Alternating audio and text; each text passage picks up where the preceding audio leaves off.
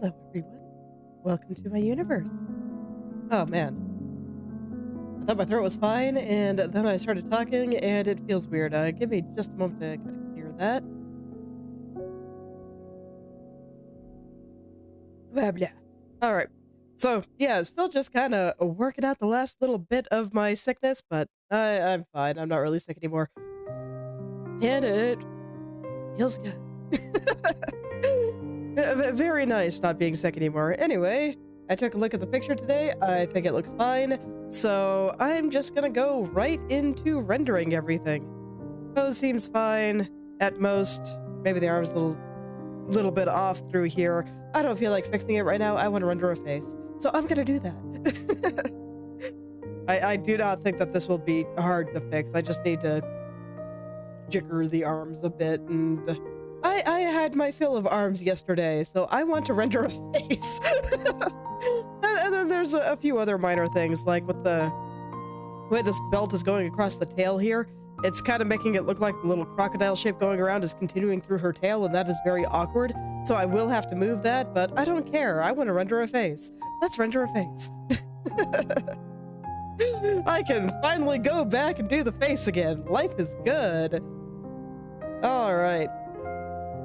So I'm gonna start hiding some things, and I'm just gonna make sure that the face itself is good, and then I'm gonna jump right into the hair. And, you know, fortunately, it looks like I was able to salvage most of this pigtail, so this one is mostly intact from the initial draft. Very nice. Less work for me. And this one had kind of a bad time, unfortunately. It's all right. It's worth it for the better picture. Anywho, let's see. Yeah, I'll go ahead and start with some eyes. I have to remember what layer is which, though. Why do I have this random blank layer here? Oh, that must be where I'm doing stuff with the specular highlight, because I deleted them. Okay, that makes sense. I'll let it live. Okay. There we go. There's the eyelashes. I think the expression is okay. I do want this angle to be a little bit sharper, but for the most part, I think all is well. There we go. I gotta give her a little bit more in the angry eye territory. Although, in my opinion, she doesn't look bad. She looks like she's having a great time. It's a very gonna get you face. So, and yeah, that is just so much better with it angled like that. I'm gonna go clean up the excess here. There we go.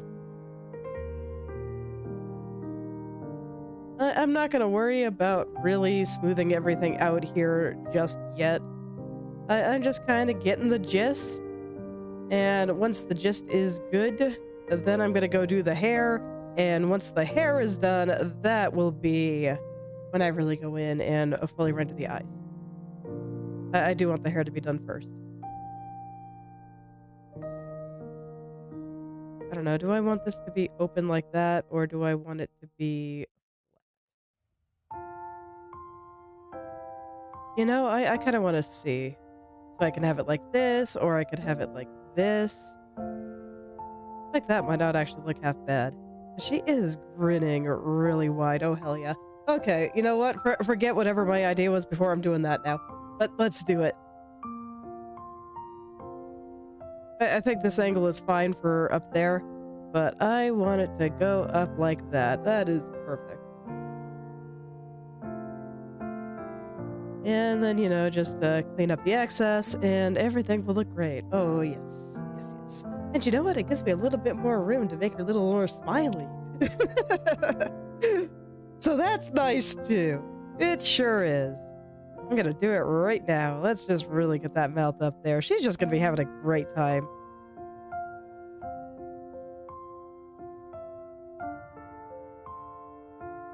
Let's see. I'm considering only doing it on one side. Let's see what that looks like. Because I think that might actually make it a little bit better, because this is the side that's supposed to be going up a little bit higher. And I think I can afford to lower this corner to make her a little more smirky.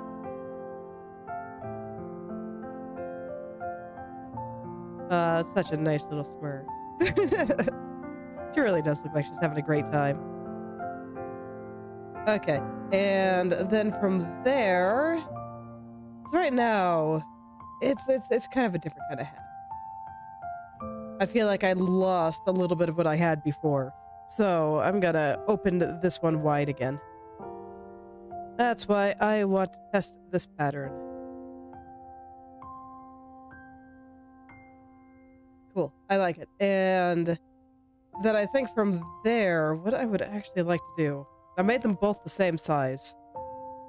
But what happens if I make this one really, really small?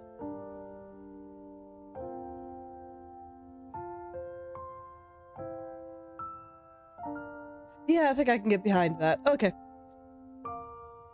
You know what? When I said that I wanted to make sure that all her face was good before I dug into the hair, that wasn't quite what I was expecting, but it worked out. Because I think I like it. So, I'm just gonna continue through her jawline and stuff. I feel like her chin is a little bit big. I'm gonna kind of pull that back a little bit. She's got just a super squishy little face. Even if she is looking a little crazy right now, I gotta make sure that those cheeks are still very pinchable. It's very important. So, I want to make sure that her jaw looks a little bit nicer. And that her chin is an appropriate size. And I don't know what I'm doing with the rest of her hair there. I don't think it matters. It's fine. This entire wad just needs to be cleaned up. That'll come a bit later. In fact, I'm gonna go hide the pigtails for now. Oh god, I really need the pigtails. No, I'm gonna hide them for now. Okay. It's okay. Things can look a little strange for a bit. It's fine. It's totally fine. But man, the jawline. It's because of the mouth. The mouth is really, really big, even by my standards. So it's kind of stretching out everything here, and I'm actually considering. You know what? I'm gonna get my hand mirror here. I want to see what my mouth does when I just give it a good old unhinged smile. Give me just a moment here.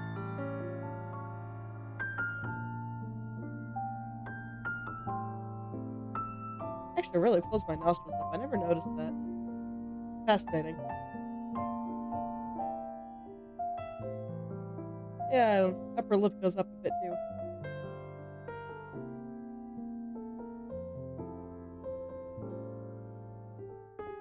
Okay. Well, I think it's probably fine. Let's see.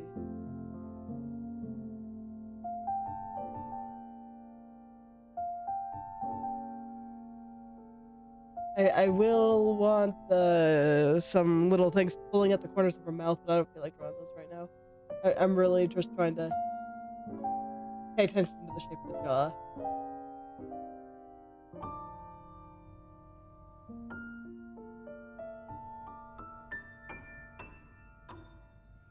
But this is exactly why I have this mirror here. This way I can take a look at things. And I can make just like the exact right pose. Sometimes I take pictures.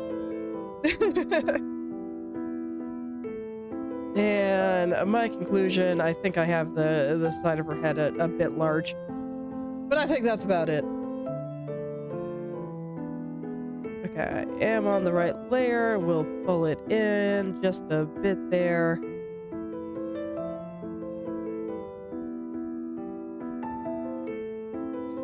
It looks very funny with these little ribbons clinging to her bald head.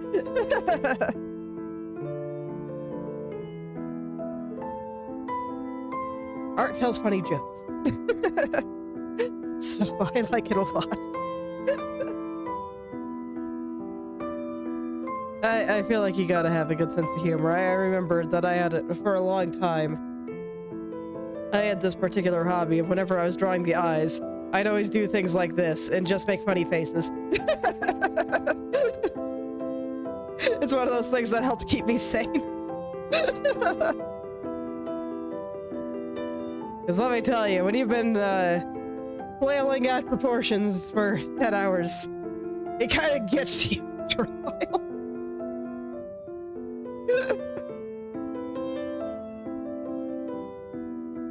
I don't normally take that long anymore.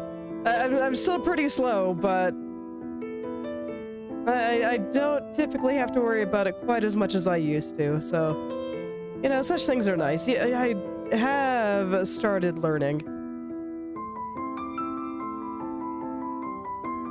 And now I do know what to study, so that'll be nice someday. I actually kind of really like this cheek here, so I'm wondering if I can get away with not putting any hair on it. I don't think so.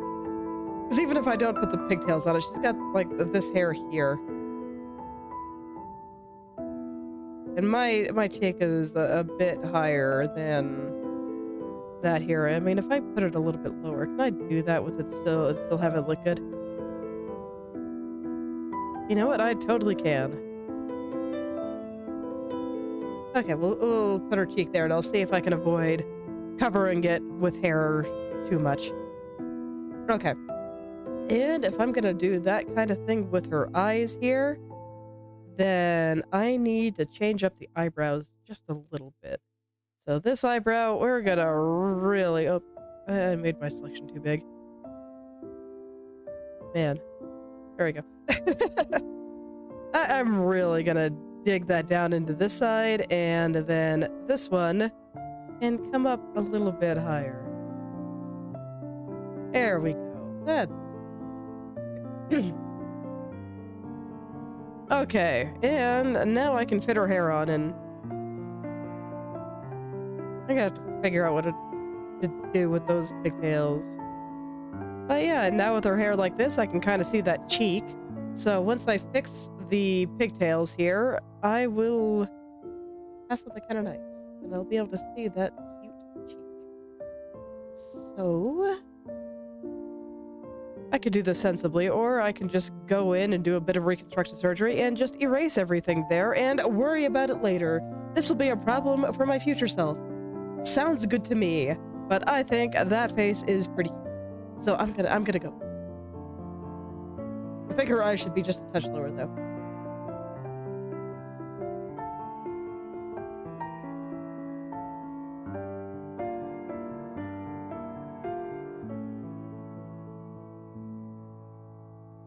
I'll fix the mouth after. I'm just gonna get the eyes where I think they should be. I keep forgetting of just how big of a gap there are between her eyes and her hair. She's got really high bangs, especially for an anime girl who normally has, like, bangs tickling their nose or something.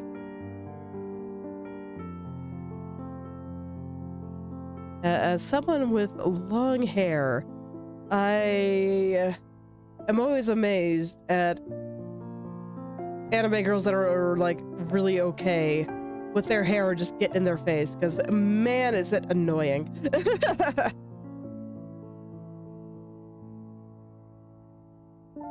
I think it has formed some of my hairstyling decisions when it comes to drawing the girls there. I don't know. Do I want this one to go higher?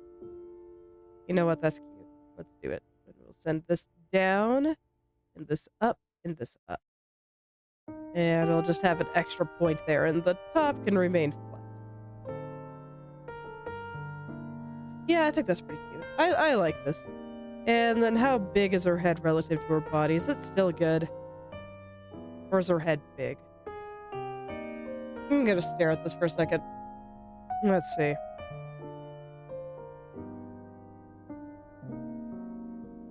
I think the head might just be a little bit big. Not a lot. Probably less than I initially felt like it was. Oh god, I have masks. Let me make sure that they'll all be resized properly. Okay. All is well. So I think it's just a touch big. Not a lot big. Because her proportions are very squishy. And I think she's only like 5 heads tall, roughly.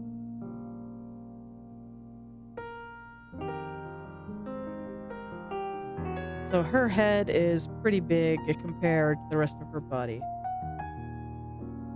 So I don't want to overdo the resizing. But this is exactly why I'm doing these last few checks before I start rendering, so that this way I can get all the resizing and fixing out of my system. And once I render, I just zoom into 200% and go a full no thoughts head empty and just make it nice. Yes. Double check to make sure my assessment here is right. 1, 2, 3, 4, 5. A little more than 5. But yes, I had it about right. I'd like to check these things. I am trying to improve my depth perception. Or, I guess, how big things are perception. I think it'll help.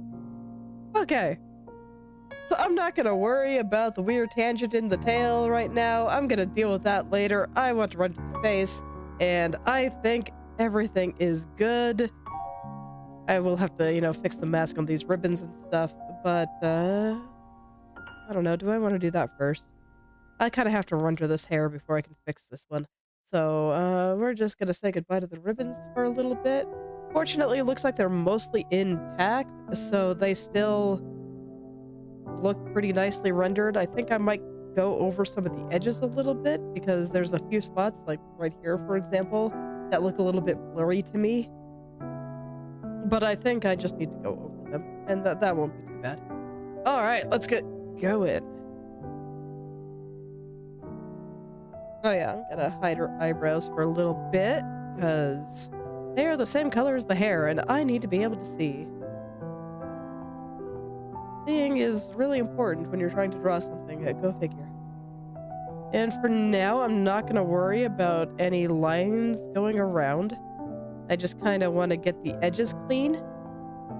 And once those edges are clean, I'm gonna go back in. I'm gonna put the shadows and stuff back in and make all that look good. And then I can just finish everything off. Right now, I just want to focus on getting those edges nice and clean and prepare to lock this layer so that I can't color outside the lines. And then I'll get all the details in. Oh, here, I need to cough again. Just a moment.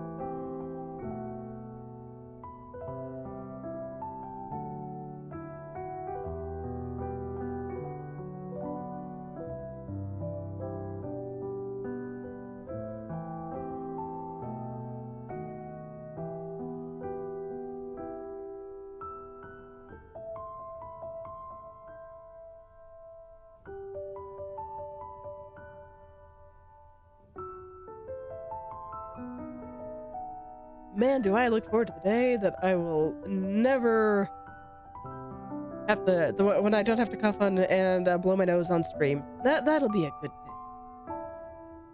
It's okay. Someday I'll be healthy again. Winter is almost over. There is less disease in the summer. I'm gonna have to make a point of disinfecting all the doorknobs and all the light switches and things that we just touch all the time in the winter from now on. Do that like weekly, maybe it'll be a little bit better, but I don't know. It to an extent probably just comes with the territory of having a tiny one in a public school.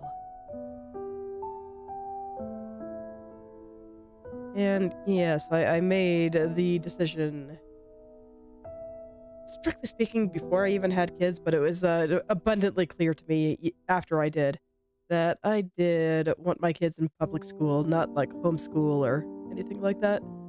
I thought about it, and aside from my own personal discomfort of the idea of being entirely in charge of my kids' education, I want to be involved, but I don't like being just everything. That's terrifying. But even besides that, I think the art of social skills is underappreciated, and it got somewhat lost for a while. I think learning how to get along with people and how to deal with people that have authority over you that do not necessarily have your best interests in mind it's a really important skill to have. And I can say that ever since starting school, she has improved as a person quite a lot. She's still, somewhat prone to getting frustrated and still has some problems, but, she's 6. Of course she does. But, I have seen a difference. The level of maturity has spiked hard in the last year, so I think, academics are very much second to social skills for pretty much anything. Being able to get along with people and communicate with people and deal with people, way more valuable than pretty much anything else you can learn, I think. That is why I take her to the park a lot. During the summer, I get the feeling we'll be going just about every day. And this is daunting to me as someone who hates the sun, but... like, this is where space is terrifying sometimes, because the sun is always out. Always. You can't just wait until nighttime to go do things.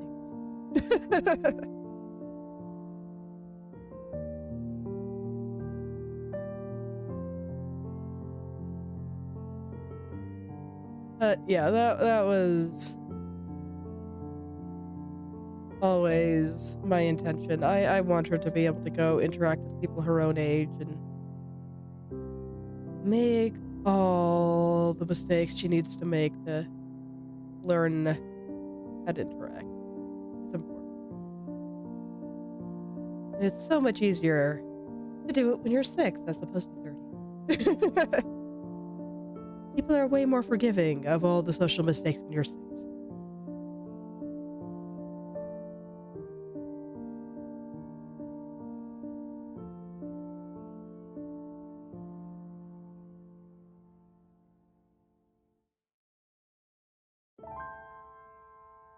So I guess I will just have to cope with all the disease that comes with gathering many, many, many small children in a confined area. It is what it is. She has friends, and it's wonderful. She's very cute.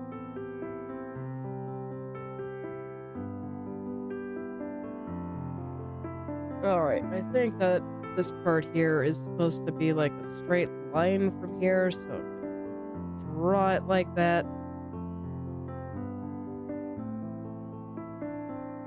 I think proportionally this is probably a little off relative to her eyes, but I think it's probably fine. Like, I don't know, what does that hair look like? Man, I really do have her hair a little bit low, don't I? Does it look okay when I lift it up? Because her forehead does not feel quite that large, and I think part of it is that her eyebrows are gone, and that I do have them kinda low, but I kinda need them low in order to get the expression on her face right. I'm gonna investigate this a little bit, because I don't feel like, even with her eyes a little bit wide, that this hair should be touching her eye. So...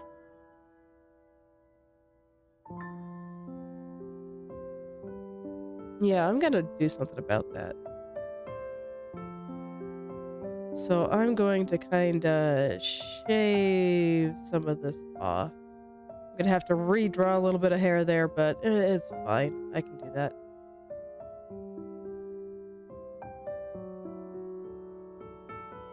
This is why I kinda wanted to take care of a lot of this before, because, when you make mistakes like this, it tends to make you have to redraw a bunch of things, and that's annoying.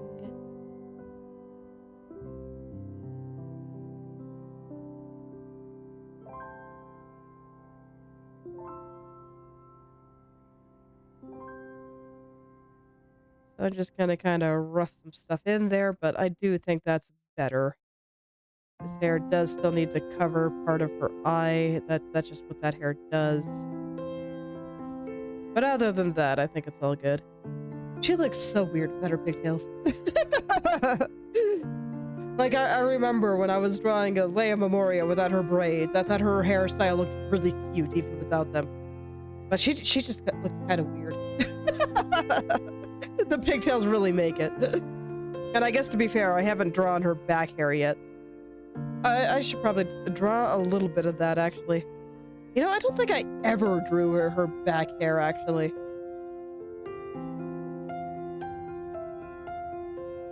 I probably should, yeah. You know what? Let's turn the pigtails on real quick.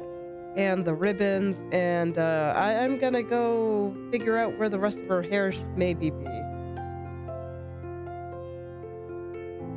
Because I don't think I have to do a lot. I think if I just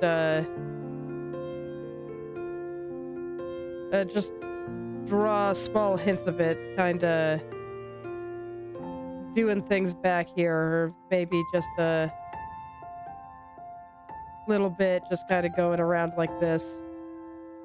I can see why I didn't draw it, though, because it wasn't really all that relevant. Yeah, it's really no wonder I completely forgot about it.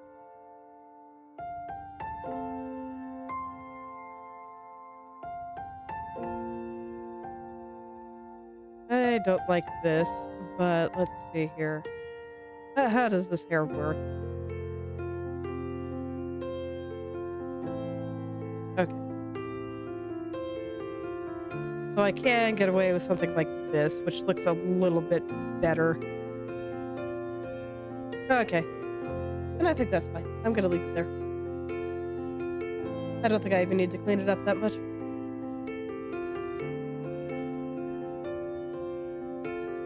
Okay, and then I'll just, unfortunately it means I gotta adjust the hair again, but such is life.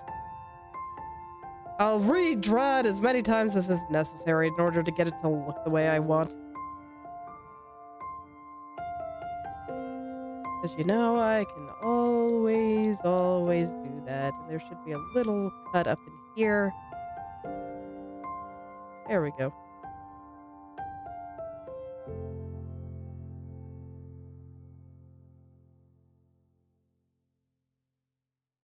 Okay.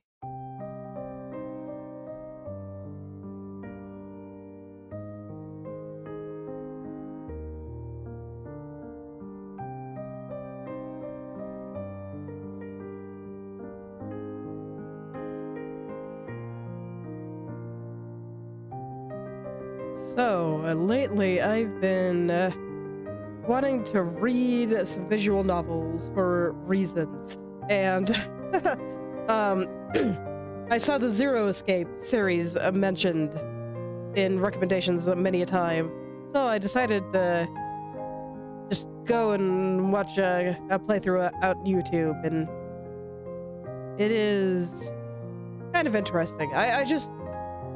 I'll avoid. I'm near the end of 999, so but I think I can talk about what I want to talk about without any spoilers. So I think it's kind of interesting how they're basically taking crackpot science in order to justify some of their game mechanics. I thought that was kind of cool, and some of the ideas that they were bringing up are definitely very interesting. I just always find it really, really interesting that a lot of, how should I say? A cult is a little bit too broad, but some stuff around like psychic powers and certain beliefs that people have, especially, you know, the 8th grader syndrome and whatnot, of just thinking that their mind is really, really powerful when, you know, really can't do much of anything. It just kind of thinks stuff sometimes. Controls your body, I guess. But, it just kind of got me thinking of the subjective experience that humans feel when they have emotions or just thoughts that feel so powerful. How they can feel subjectively so powerful that they should be able to move mountains. But then, you know, you stare at the mountain for a bit and it doesn't move. And, that's just kind of how it is. Because, you know, it's just thoughts in your head. And I think if I were to describe the subjective experience of that to people that never particularly felt like they had psychic powers, look, I totally admit that I was 14 once. It happens. It happens to the best of us. But, you ever have those thoughts of when you have a social encounter that went really bad, and then like 6 hours later, when you're not under pressure, you just think, man, if I had thought of this particular comeback when the conversation was going on, that would have been so cool, and everybody on the bus would stand up and clap and would have been so impressed. It's kind of like that, where just,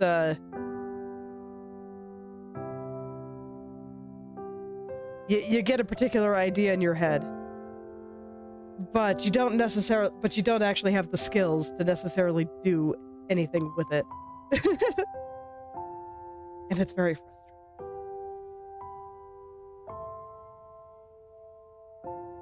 So I just think that stuff like telepathy and whatnot are really interesting.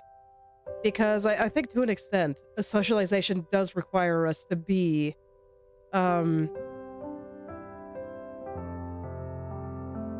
I guess more stuff that is required for socialization almost feels like we're being psychic. Of the human ability to pick up subtle cues from other people, and how hard it is for people that can't do that. So, you know, that's what makes life really hard for people on the autism spectrum, for example. It's just that they can't pick up the cues. And I'm sure that for people like that, normal people that are able to pick up on people's empathic, or that do have the empathic circuits that are able to pick up on those subtle cues, probably do feel psychic. And I can tell whoever wrote this is probably autistic. I don't even mean that as an insult. Just that I can tell that they kind of have a particular special interest with some of these occult things. And I think it's neat. But man, wouldn't it be nice if people were actually psychic and could transmit their thoughts into the environment, and their ideas would be picked up on? I think I think history would be less cyclical then.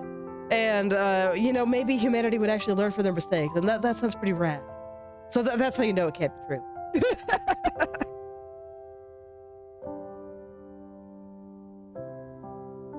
If I could just think hard enough, and people would be able to pick up on that. I think that's why there are so many fantasies around being a lone wolf hero, or being able to mind control people and that kind of thing. Just not having to deal with people that don't agree with you and all those things. You know, not having to convince people that you're right, and just being able to go do things. Really a wonderful fantasy. I know why so many people have it. It sounds wonderful. Just completely fantastic. I would love to be able to do that, but it's just not how life actually works. That's why I said social skills are really, really important, and you know, I always wish mine were better. That's why I'm forcing it on my children.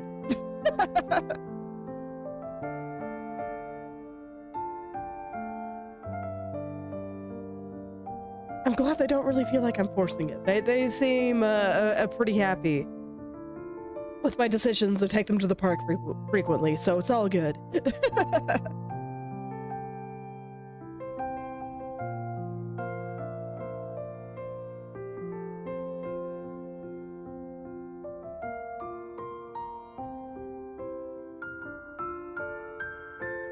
So that game's kind of got me thinking about some of this stuff.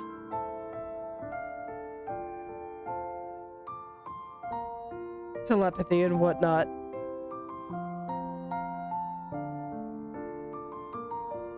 It's kind of interesting to imagine a world where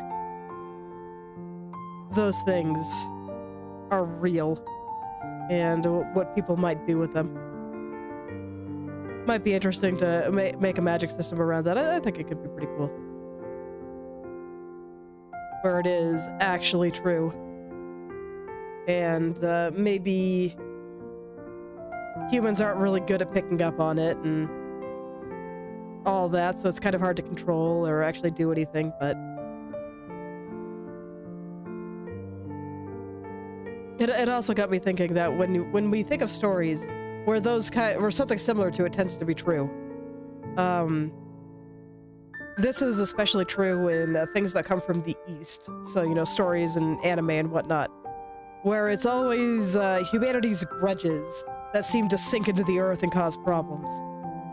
It's never the love or anything, and I just always find that really, really interesting on how it's always negative emotions and never joy and happiness that sinks into the earth and causes problems for people. It's never or that leave lingering echoes that can maybe also bring those feelings into people. It's always the hatred, the fear, and just all of these things.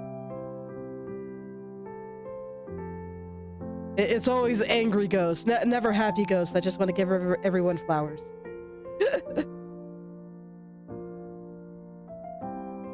And I think it's pretty easy to understand why, actually.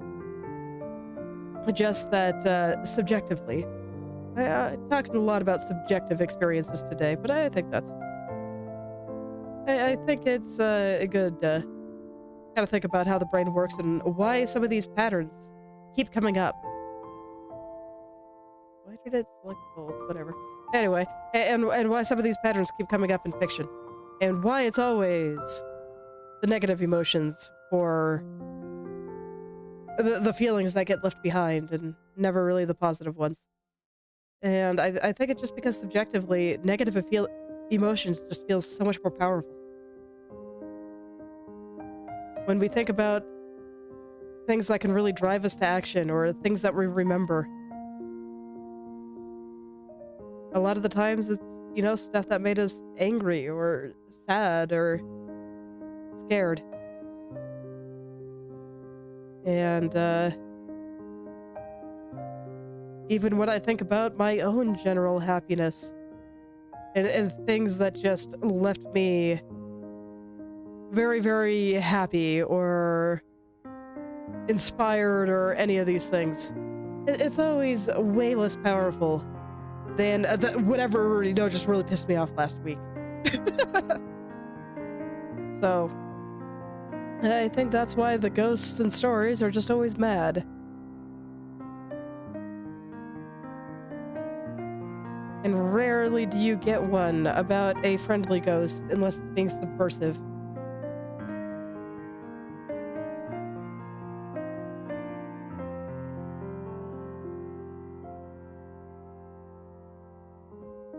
That's another one of those things that I just find kind of interesting.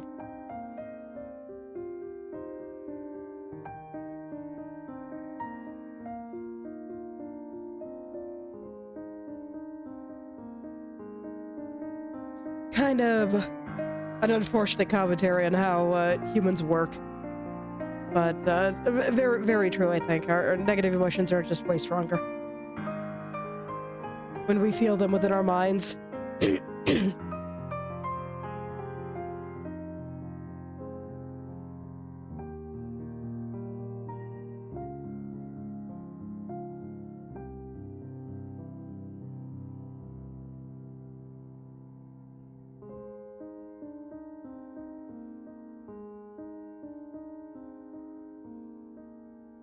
Kind of looking forward to looking at what the other games in the series are going to be like. I saw in the related videos that apparently the third one might have some problems, but that's fine. I'll see how it all shakes out.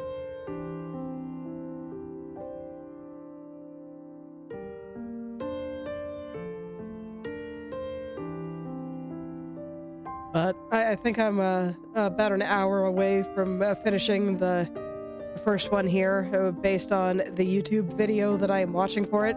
Man, why is there a gunk in my throat already? I hate this. Being sick sucks.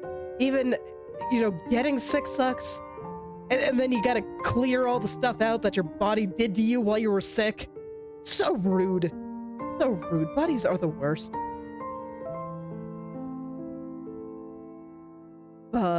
Anywho. But yeah, I'll go through that, and then I watched what Katya Sable played of I Somnium, and I can tell it's written by the same people. So I'll probably go through that next.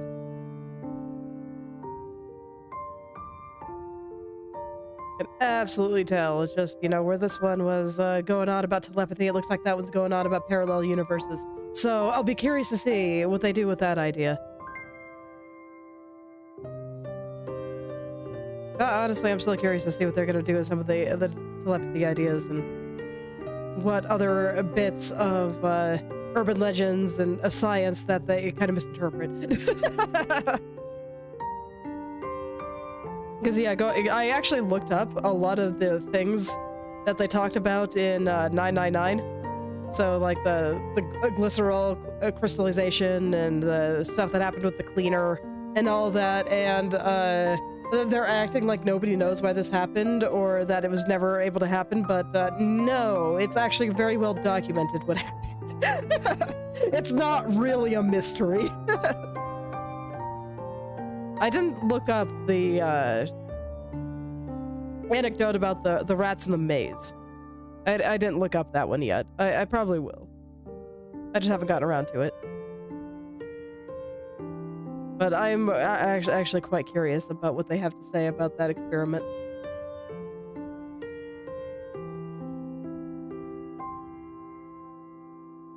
To an extent, I actually do believe that there is a degree of a genetic history, but that's probably not what happened there unless they are embellishing what happened, which I wouldn't put it past them based on what they did with Ice 9. So, For reference, Ice 9 was in a book. Just a nice little science fiction book. It's not real. Does not exist in the real world, and while there are other versions of ice out there, nothing quite like that. Kind of an interesting concept, though. It is based on real things, but as always, heavily exaggerated. Not entirely explained properly, but I think that's fine. It's a fictional story, and maybe that's how it went in the universe that they were creating there. It's fine. I don't think things have to be, even if they're based on ideas in the real world or experiments in the real world or books in the real world, I don't think they have to directly mirror it.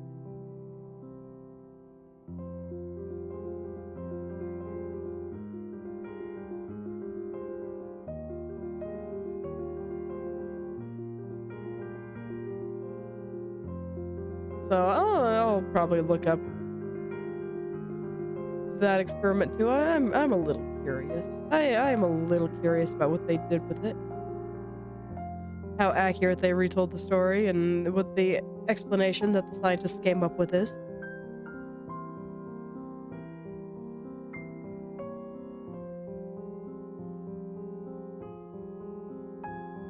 Besides, reading about experiments that actually happened is fun. So, yeah, no, if they keep giving me cool things to look up, I am probably going to. I was really sad when Katya decided to stop playing Isomnium. I thought that some of the ideas presented there were really interesting. And they would have been fun to think about.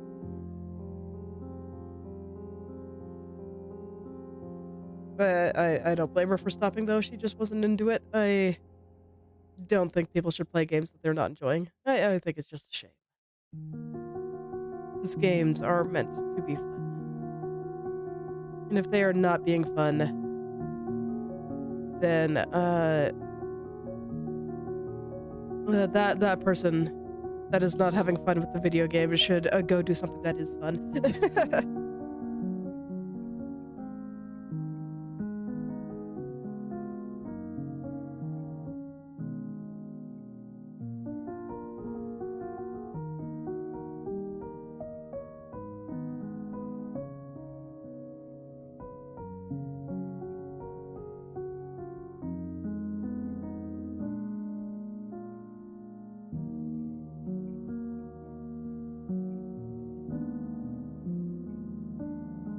It's actually kind of funny because one of the world's magic systems that I built, I might write it down someday, we'll see, was based on a bunch of outdated science.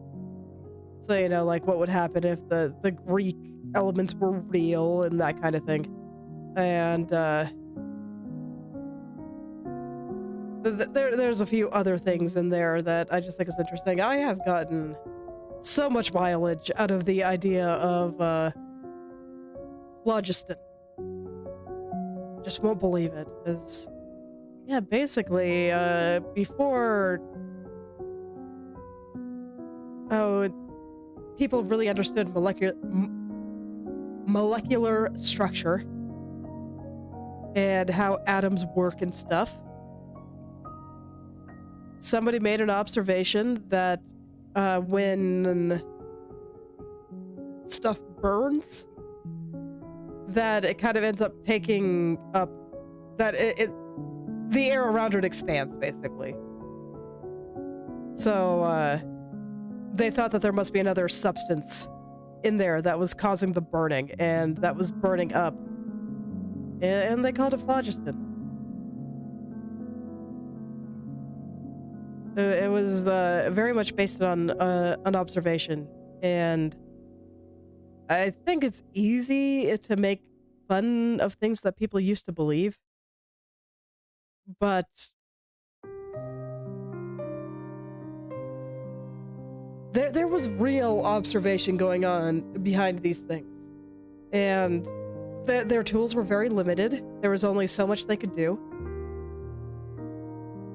but they definitely did a lot with what they had, and because of their observations,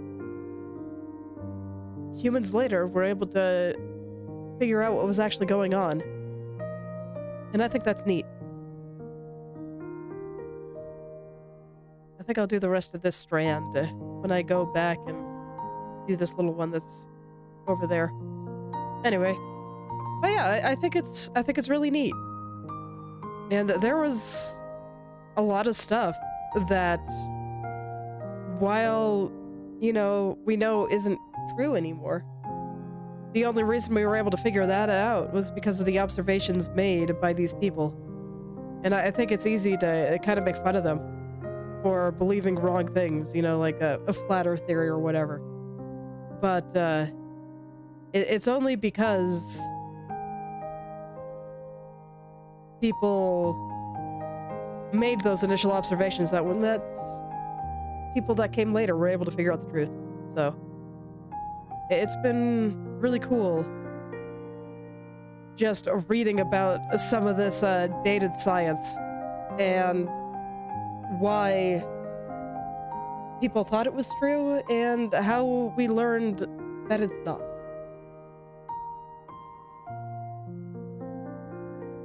And phlogiston is one of those things that just really stuck with me because it is a neat idea, and how it came to be, I think, is just really fascinating, of just the observation that came out of watching air expand, basically.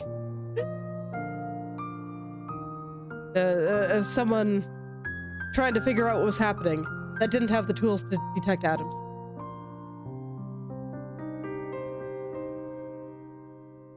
for the understanding that atoms are a thing. So I have immense respect for the humans of old that did their best with what they had and are the reason that we were able to figure out a lot of what we know.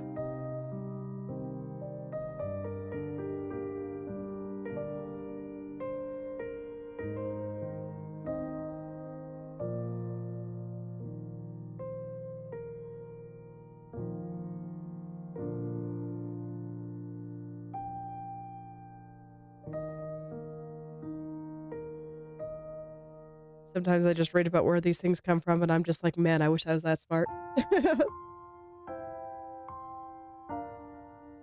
So cool.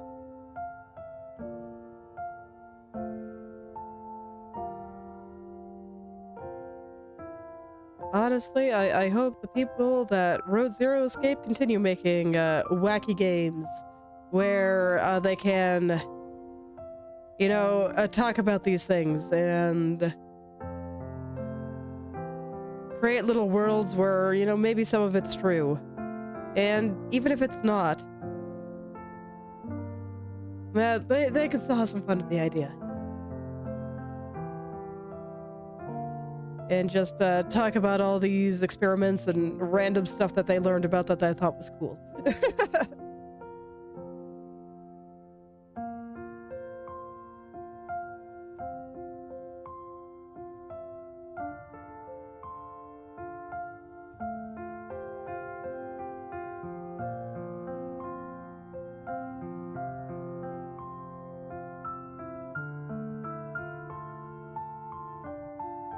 Because the world is just very interesting. And I think it always will be. There's just so much weird stuff out there.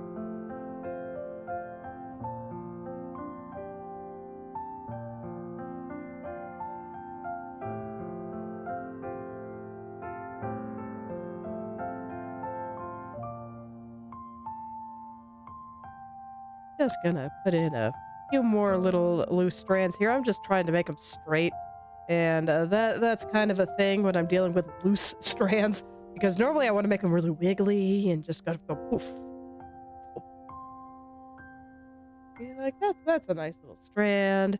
But, and this is a nice little strand, and that. But I can't do that here because I need everything to be in straight lines. So I'm kind of trying to fake it and mixed success. That's. I think everything here still looks pretty okay, so should be fine.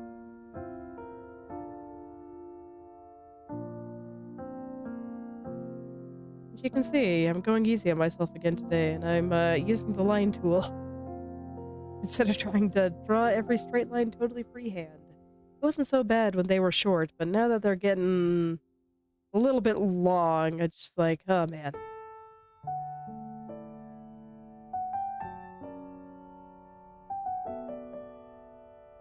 It's just a mess. I do plan on putting those strands in there, but I need I need to be very particular about how I do it, so I'm gonna break out the line tool for that too.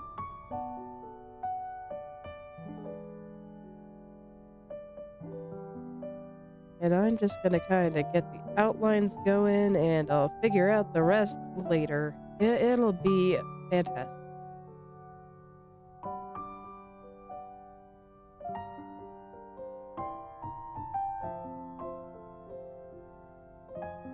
Okay, that one I'm gonna do with the brush. I wanted to taper a little bit, and the line tool is actually pretty bad for that.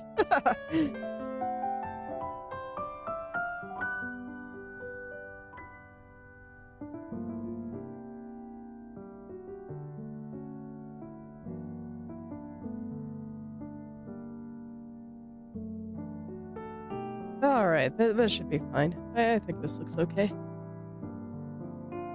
I'll just go from there, and all will be well.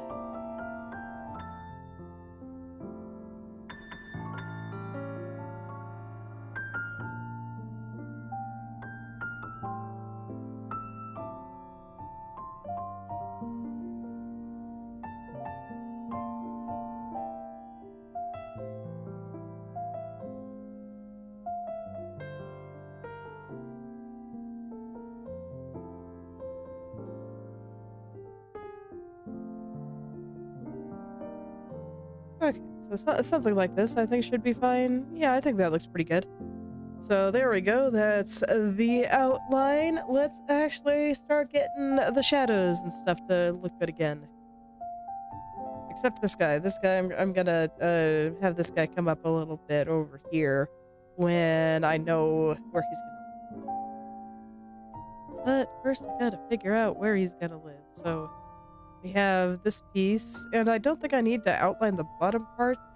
I'm actually gonna go ahead and put the head shadows on there just to remind myself that the hair does not need outlines on the bottom.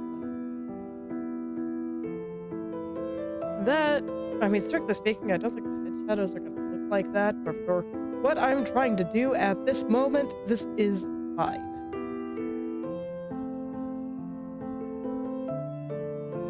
So I'm just going to kind of roughly sketch in where I think most of these shadows are going to go. And after that, I'll worry about, you know, straight line patrol and various other things to make this look better.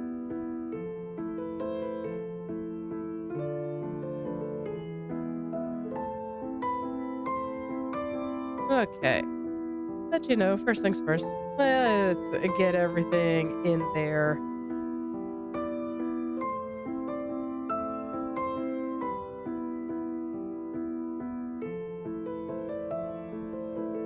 I do not know where I was going with half of this, but yeah, you know what? I'll just make up something new and I'll pretend it was my intention the whole time.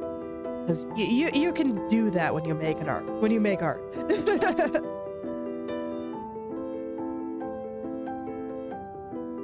You can just make up whatever you want and it'll work. Because nobody will know any better.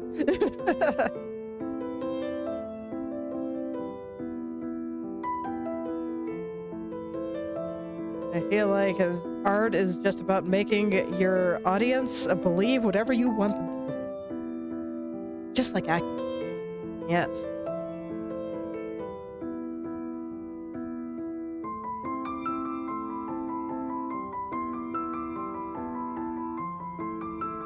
I'll just rough in all of this, and I'll see what happens.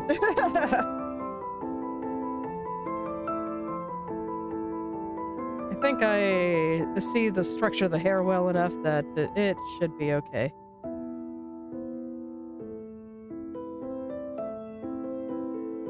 And then any place that I feel like should have heavier shadows, I'll give it to them.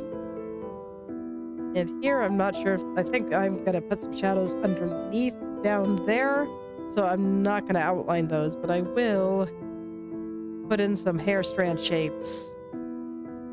Separate all the strands here, out like this, and that should all look good. And all should be well.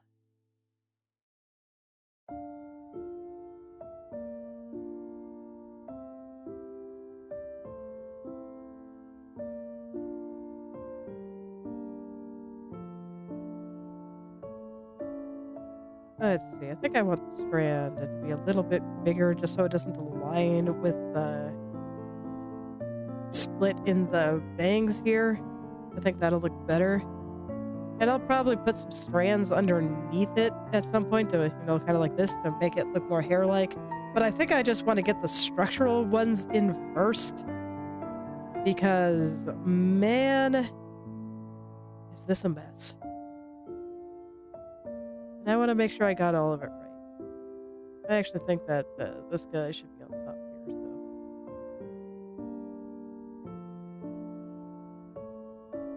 There we go.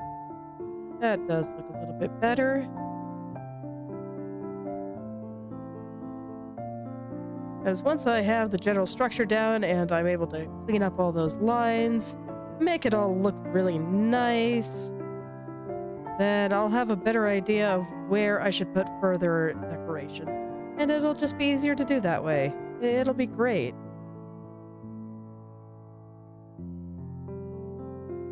But if I do it too soon, then it won't look right, and that'll be sad. And I don't want to be sad.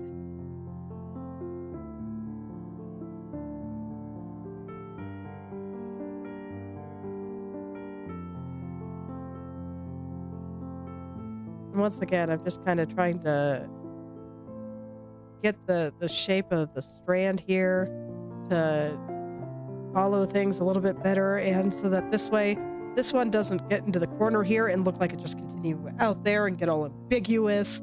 It's terrible. You know, it's kind of like how the tail is. Oh, I have the tail hidden right now, but yeah, I just have to take my word for it. If I put this line here like this, and then had the bottom of this strand here go across the same line, it would be terrible. I don't want to do that.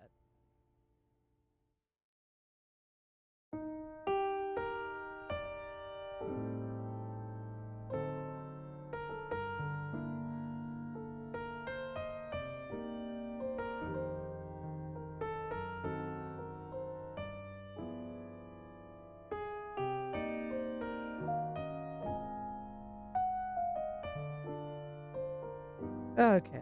I don't know. Is something like that good? What's it actually look like? Let me go look at my offline reference of her. I don't know. I feel like I might make the cow look a little bit big there.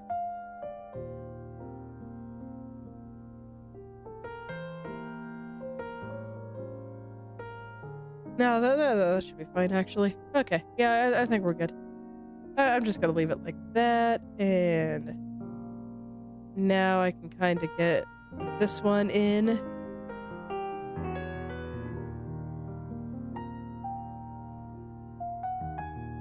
Oh, that was just way too messy for me to salvage even a little.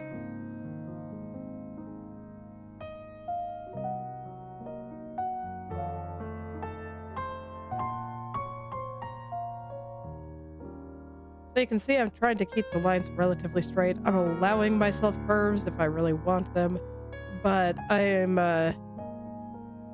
keeping them few if I can.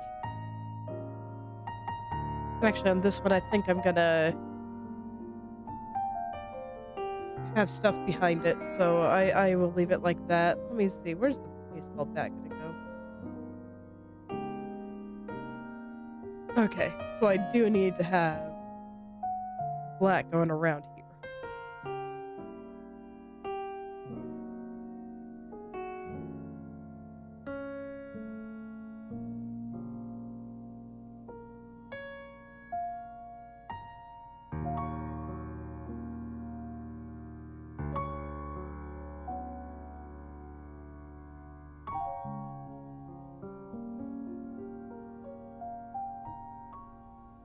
All right.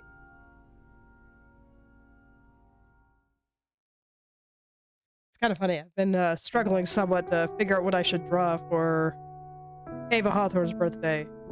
Because I don't know, I'd like to give everyone in variance some nice birthday art this year. I'm considering doing something in this style for her.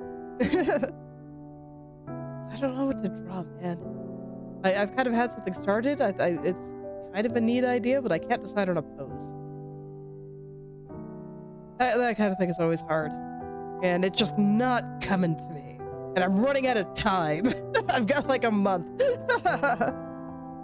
And I'd like to be able to take my time on it so that it ends up good and not rushed.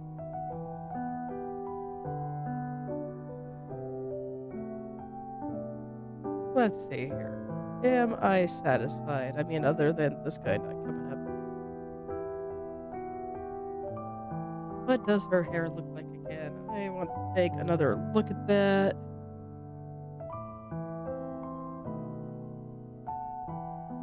Because I don't know, it just feels a little mechanical almost. Where all of these are like the same size. I definitely need to split them up a little.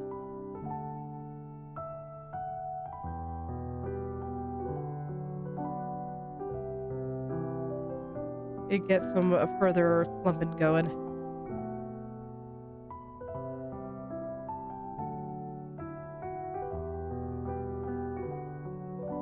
So I'm just taking a look at my off-stream reference here. And I'm going to try to get some nice shapes going. Because, man, is it not working for me right now. It is not. And I mean, these things happen. It's fun. No, I kind of want you blowing that way a little. So let's just make this gap a little bit bigger.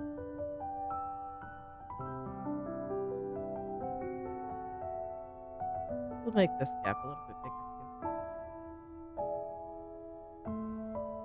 Which means I will have to go and straighten that out again. But you know, this is why hair takes an eternity. Because my first instincts are pretty bad.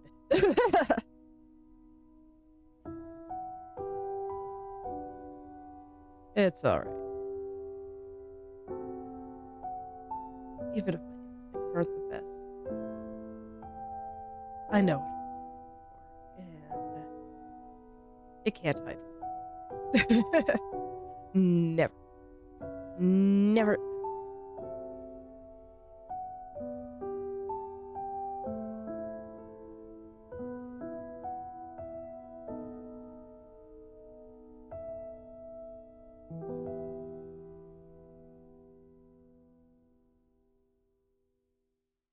Okay, so let's see. I think I'm gonna shorten some of the other strands here, kind of let them connect a little further down. Yeah, you definitely don't have to go that high.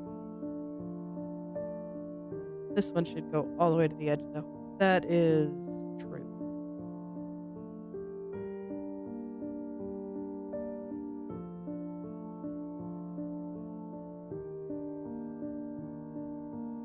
All right, let's vary some of this up a bit. So when I looked at this, these two shadow shapes were about the same height and width, so I gotta change that. Can't let that stay. So I'm gonna make this one a bit thinner, and that one a bit thicker. And so now it looks a little bit.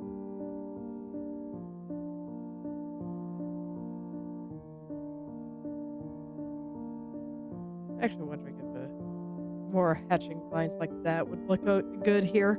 And they might, but nah, I want to keep it consistent through the entire series here. So I'm just going to keep doing it like this. And maybe next time I do some science with this style, I can try that variation.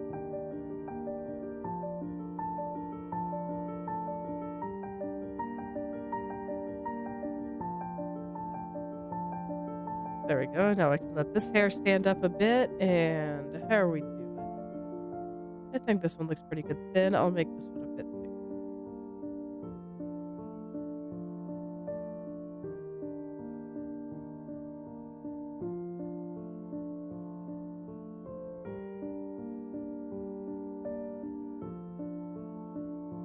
And you know, I'll just go from there. And gradually I'll fill everything in. And once I'm happy with all that, I can go and render it out properly. It'll be great.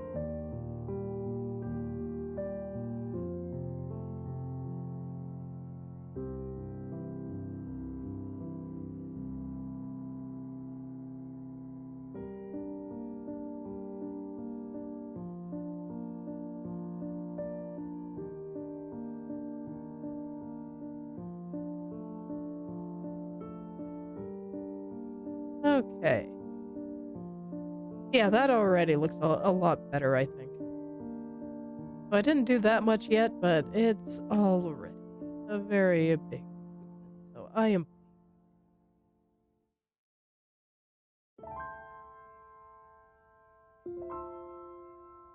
I just kind of gotta figure out what else I want to do here. I'll let that little strand come through there. I will let this one be very dark. I want to send it really far back. Okay. Now I think basic structure is looking all right. So I'm gonna go ahead and add some areas that I think should be a little bit more in shadow. You know, after I stretch, gotta stretch. Big stretch. Always feels nice. Ah. Okay. Ah.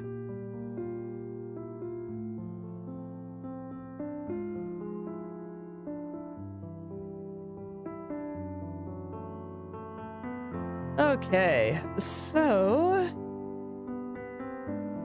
yeah, down here should definitely be very dark. Well, I kind of like the way this looks, so I think all this should be good. I'll let this one go all the way to the top, and then we'll have just nice heavy shadows there. I think that looks pretty good. I'll even let a few more little kind of strandy bits come out. This one I think I'll just put all in black. I'm not gonna go high on the strandy bits right now. I'm still just gonna make sure that all my shadows and stuff are looking good, and then I'll add the strandy bits in places where I think I just need a little bit more stuff.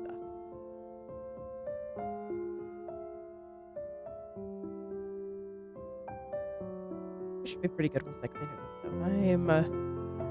I'm very much liking where this is going. But as always, when it comes to hair, I just like to take my sweet time because hair is time-consuming no matter what you do, and I might as well get it right the first time. I don't think I want this to go all the way to the edge there. Yeah, that looks better. Might add a strandy bit in there.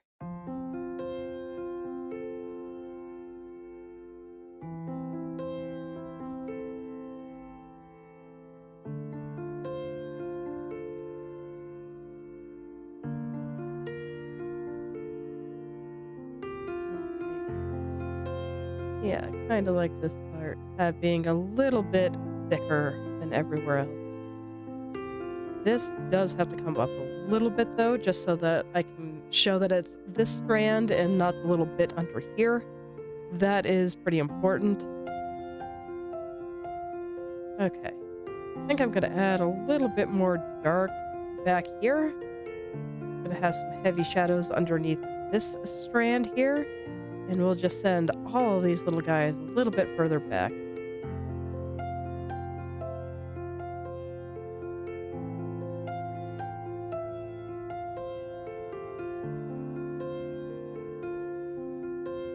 Okay. So, let's see. I think I want a little bit more shadow underneath this guy. I will let it kind of come off of her head a little bit. The shadow should be bigger on this side, though, because this side, it's being lifted up from her head, but over here is where it attaches. So, gotta kind of keep that kind of shape there, and I'll go ahead and add that.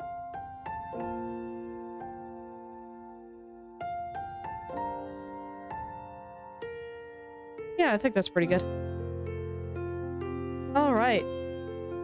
I think I'm gonna smooth this out before I add any further decoration. So let's go do that now. So I think I can trust pretty much everything I drew. So all I gotta do is making sure that it's properly aligned with everything. I think her eyes are kind of in the way here. So get rid of that. And I'm just gonna make sure everything is aligned and smooth. At this point, it is ready.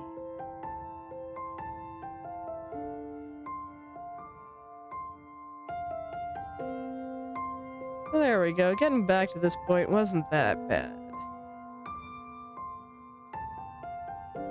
I don't know if I'll finish the whole face today, though. Hair is always a thing. But at the very least, the hair I draw for this style is a little bit simpler than what I would normally do for hair. So we'll see how long it takes me to smooth all this out. But it does look like I'm going to have to touch up a lot of the edges. I mean, it makes sense. I did, change parts.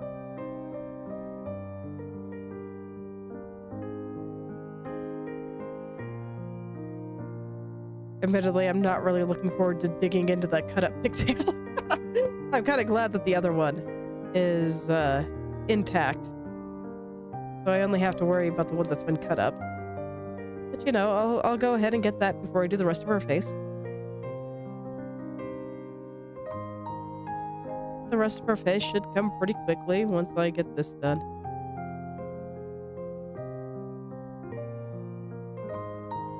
But as always, I just like being particular about everything around the face. You know what? I'm gonna actually get this line tool. I like where I put it, but I can see where that angle is supposed to go. So it'll be nice and easy to just get a nice little line through there, and then I can make it thicker or thinner depending on my mood, and it'll be great.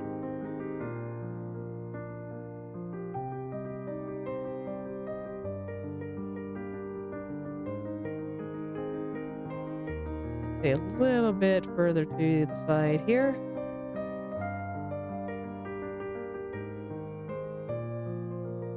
Yeah, right there. That's perfect. So, I'll just touch it up, make sure it's nice and pointy. I still want to be able to cut myself on all of my edges and all my lines. It's important that it be just extra pointy.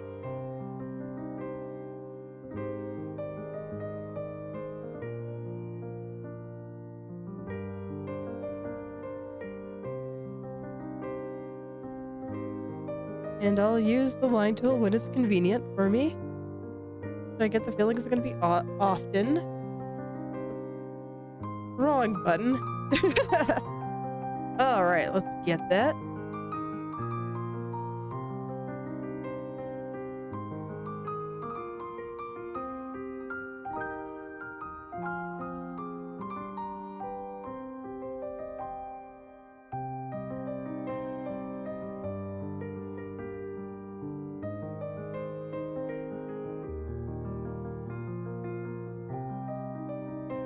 Okay.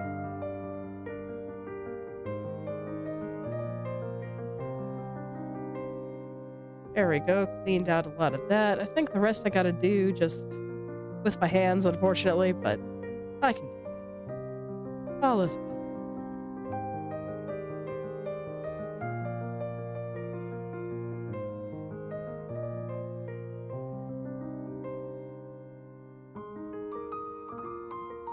And I don't mind keeping these lines a little bit thinner because this is just a tiny little loose strand. I don't want them to be too thin though.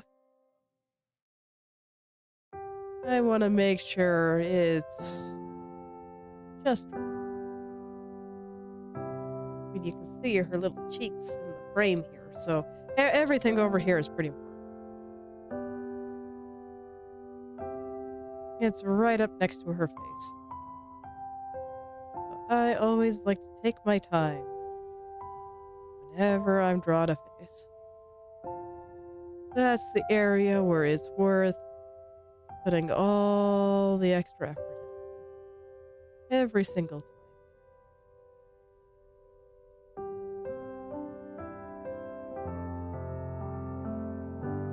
I'm actually going to touch up the edge here. Here we go. I do want to try to get most of these lines very, very straight.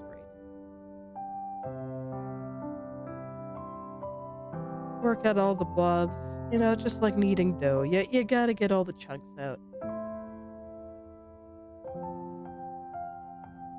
Otherwise, it'll be sad. And I don't want my face to be sad. She is a very happy face. A very, very happy face.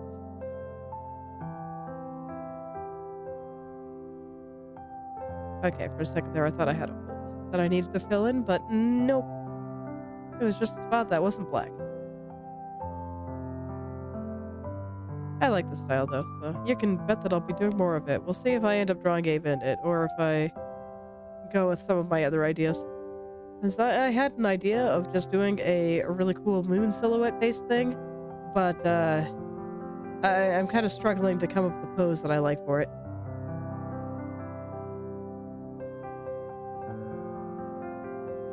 It's alright, art is hard.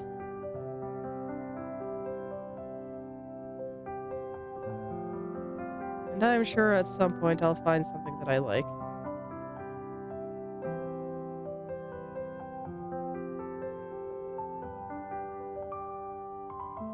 But if I can, I really would like to draw something for her birthday.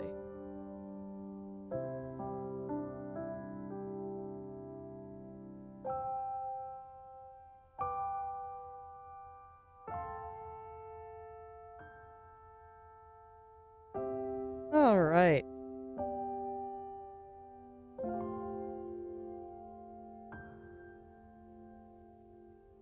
Let's clean up some of these edges that I changed. I can tell that I did. Look how messy that is.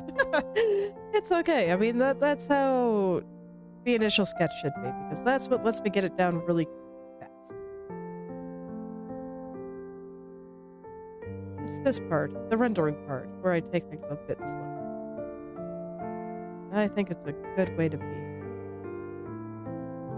Get the ideas down fast. And then take your time to make them just right.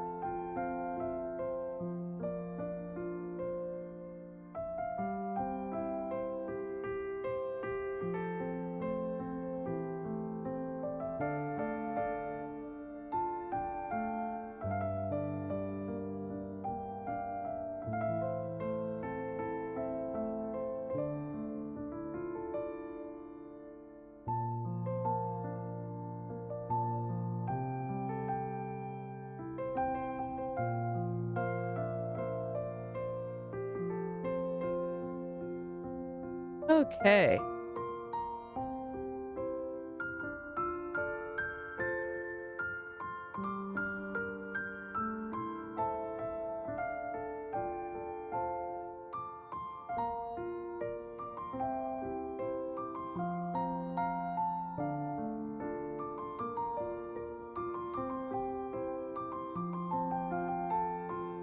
There we go, just touching up that line. That looks so much better. And let's see, I think before I keep touching up the edge there, I'm just gonna go ahead and finish everything over here. And I'll just keep working my way to the right.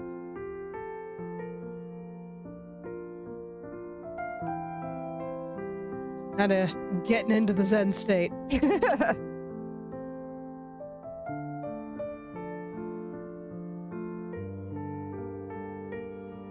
It's kind of a nice state to be in. Just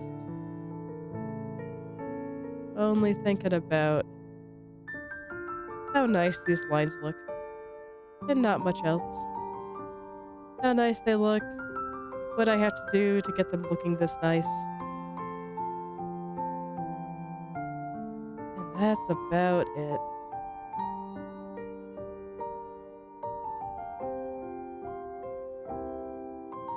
I almost feel like we know when it's time to do this. This is when I get those nice little mental breaks. A lot of the time I kind of have something playing in the background. Whether it's music or a video to listen to. It doesn't really matter.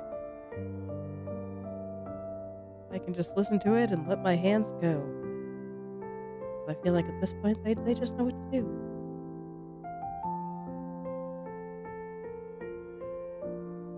And everything just kind of comes together.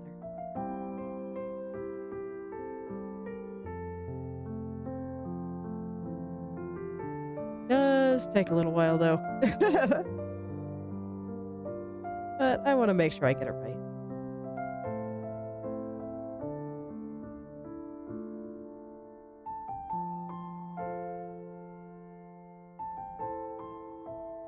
And anything I don't like, I can erase and redraw. Do whatever works.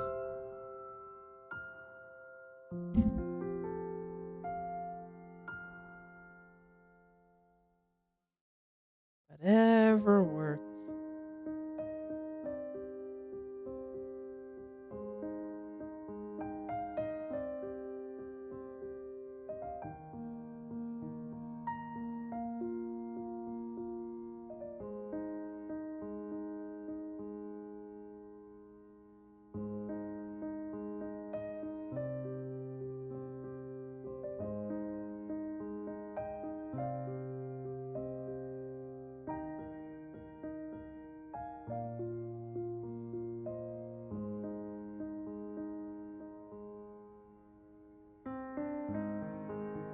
Okay. Let's see, I just want this line to get a little bit pointier. Right now, I just feel like this edge right here is really round. It does not look like it can cut me. I don't care if it's an obtuse angle. I still want it to look sharp. So, I want to fix that. It'd be a shame to leave such a dull angle there. Won't make me bleed at all. Okay, that looks a bit better. And let's see, this shadow isn't quite lined up correctly, so I'm actually going to raise this a bit. There we go. I want to make sure it looks like this edge corresponds to this edge. And the corners are lined up a little bit better. Otherwise it'll look weird, and I don't want it to look weird. I don't. I don't think that's very shocking, but I don't.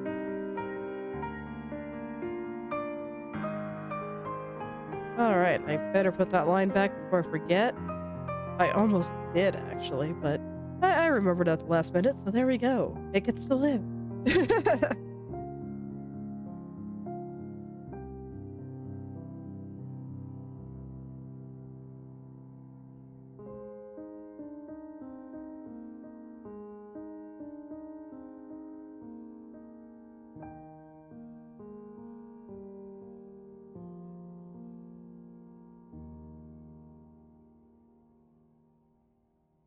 Okay.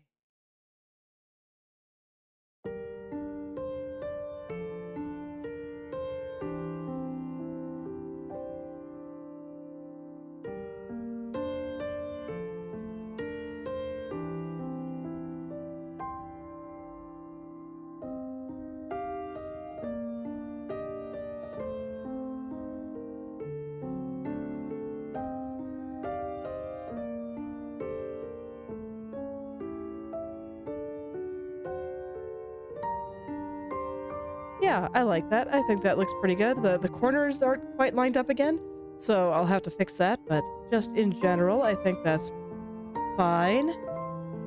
I actually feel like everything is coming together pretty well here. So looking at the time, I don't think I'll be able to finish the whole face, but I should be able to get all the hair. And that is honestly like a good 2/3 of the battle when it comes to doing heads, in my opinion. So I will take that. Then, you know, next time I can really get into the rest of the body, and I don't think it'll actually take me that much longer to finish this one. Now that I kind of figured out just what I was trying to do before was just not working.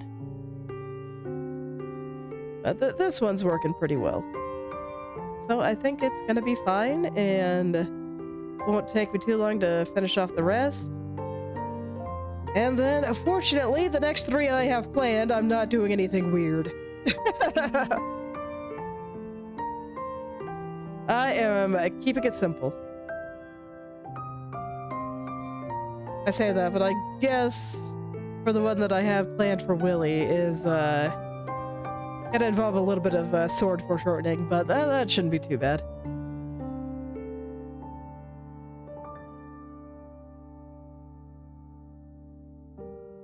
Sword foreshortening and an alternate expression, but again, it should be pretty easy because I think I only have to change her mouth and cheeks a little bit for my alternate expression. I look forward to drawing all that. I'm gonna keep it a surprise for now. But yes, I do have all of them planned.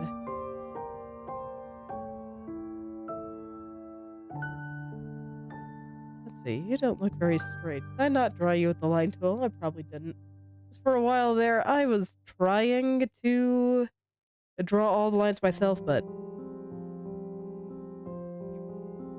be straight, please. Thank you. Much better. Much better. And actually, this one doesn't feel very straight either, so let's fix that. Much better. Okay. No, you're not a hole. You are a mark on my monitor. Okay. God, I swear I just cleaned this thing. Why is there dirt on it?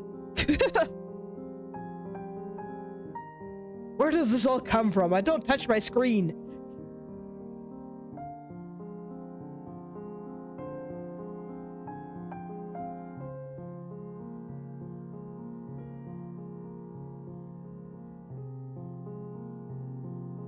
Oh, well, I can deal with that later.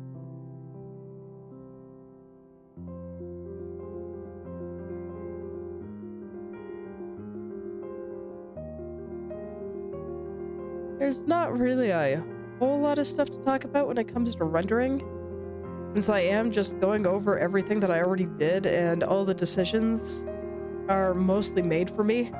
Like, I've already made them all. I can't completely turn off my brain, but, you know, there's a reason I describe this as the mental break time. Because it's just, okay, I have this mark in there, let's make it not look like garbage. And then, you know, that's it.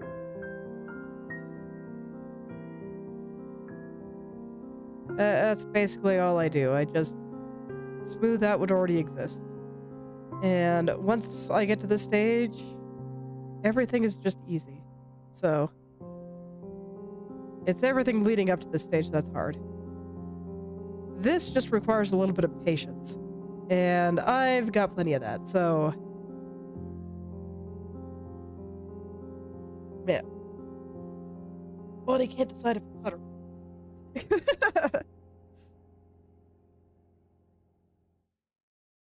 But yeah, I mean, when it comes to grinding things out, I do fine.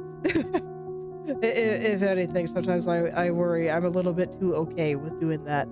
And sometimes it leads to bad results, but sometimes it's very useful, like for this.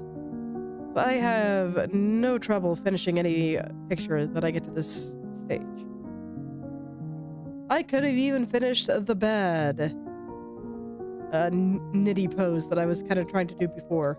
I absolutely could have finished that, and then I would have looked at it and felt very sad, but I could have finished it.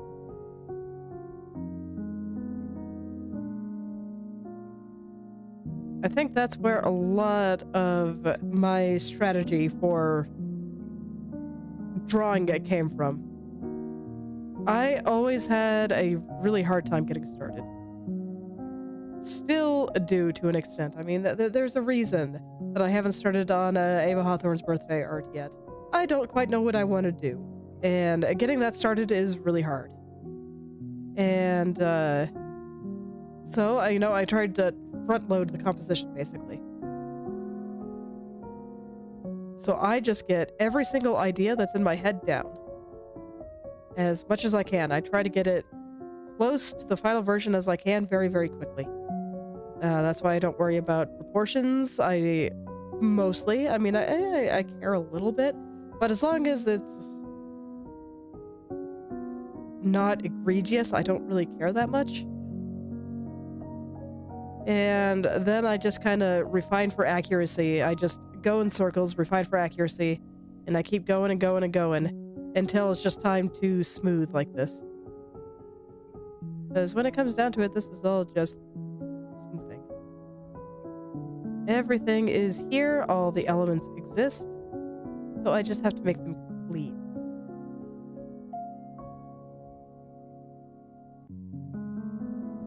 And that part is easy. It's also why I'm surprised by so many people that are able to save their favorite part of the picture for last. So for a lot of anime artists, they talk about doing the eyes last because it encourages them to finish the picture.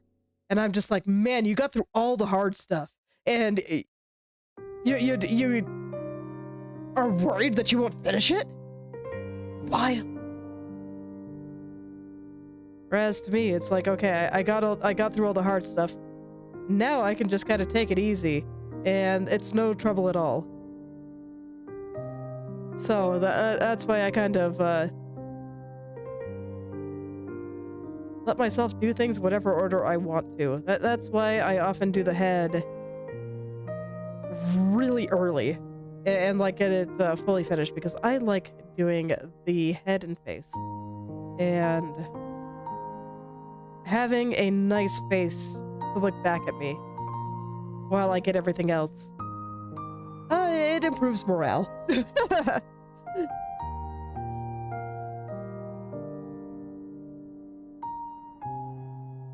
But hey, for all those people that deny themselves their favorite part for a long time because it motivates them to get a little bit further, I think it's a good strategy if it works for you. I do feel like half of this is just finding something that makes sense to your brain.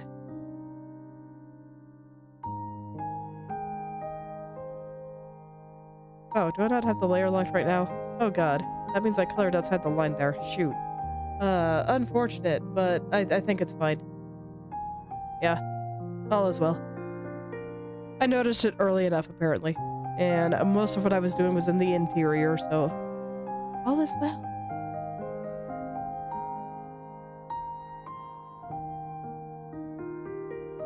I really like watching drawing time-lapses.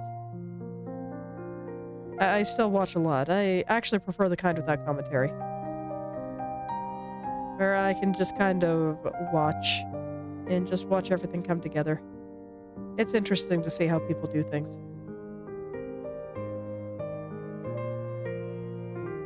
I can see that not very many people do like I do. I don't blame them. It's a little bit of a slow process.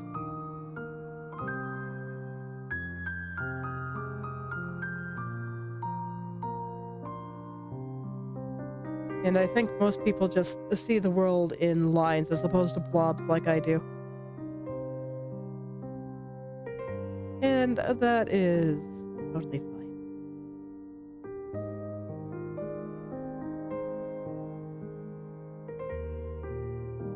Okay, I don't mind being a little strange.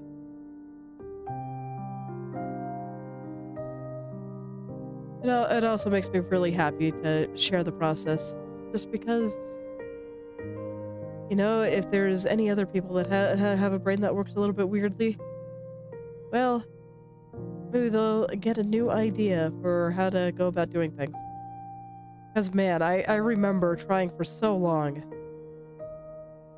to get line art and stuff done, and I just couldn't do it. And eventually I said, screw it, I'm just gonna paint. And it worked.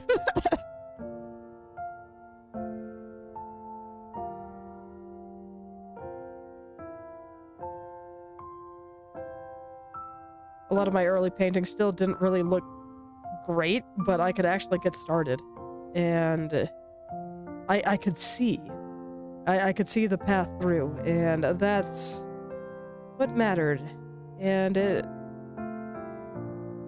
allowed me to actually, you know, draw stuff. And then eventually I got better at drawing stuff. So I think it was a matter of perception. I think if I kept grinding line art and stuff and doing the things in lines, I would have eventually learned it. But I think it would have taken longer, and I would have been way more sad through the entire process. This just worked.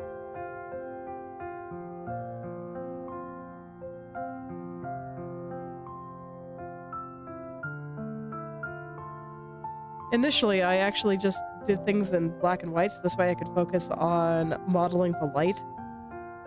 I don't say value because my values were not accurate. I wasn't trying to make them accurate. I was just trying to get the shapes I wanted down. And I found it a bit easier to do when I only had to worry about black and white.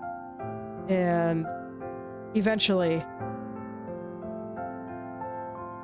I just started incorporating colors again and started drawing with the colors instead. I thought it made the colors look a little bit better. And at that point, I was able to worry about composition and stuff. Because, you know, initially, I wasn't really overly concerned with composition or anything. I just kind of put stuff down and tried to get it to look right. That was the only goal of just, does this look like the thing that I am trying to draw? Yes, no. If yes, then huzzah. And if no, okay, then we'll change the shapes up a bit. Until it does. There was so much liquify abuse. It was incredible.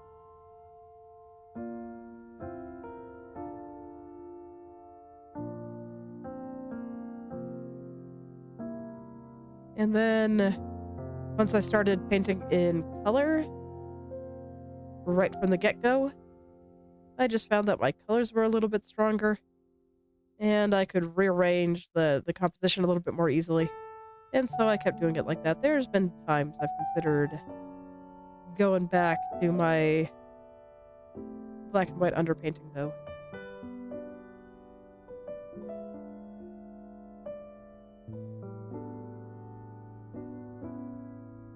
I could probably do it a little bit better because I do think my understanding of value is probably stronger than it was 10 years ago. Go figure. But this is working for now.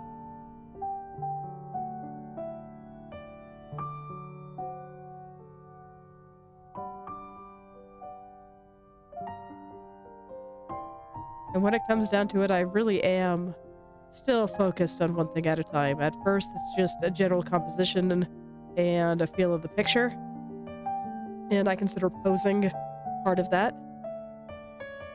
Just to try to get the idea that I'm trying to put down. And then from there, I worry about getting colors right. So I might change up some colors if I feel like they're wrong. That's when I put various filters over the whole thing, or, you know, the light and shadow that I tend to put on things. And that is often very compositional, just because I don't generally have to change my colors that much. But if you remember when I was drawing Leia Memoria on stream, I put a purple filter over everything. And that's because the colors didn't feel quite right. So I did that. And then I kind of finalized pose and proportion. Get everything right there. Finalize a background stuff. Get everything right there.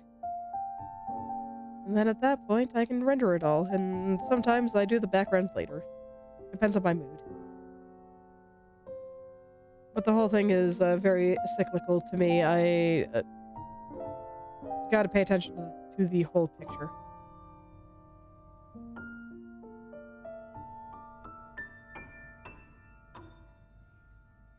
That's roughly what I do. And this is all just the final bit at the end. When all the decisions are done, we just come here, get everything nice and clean. One stroke at a time.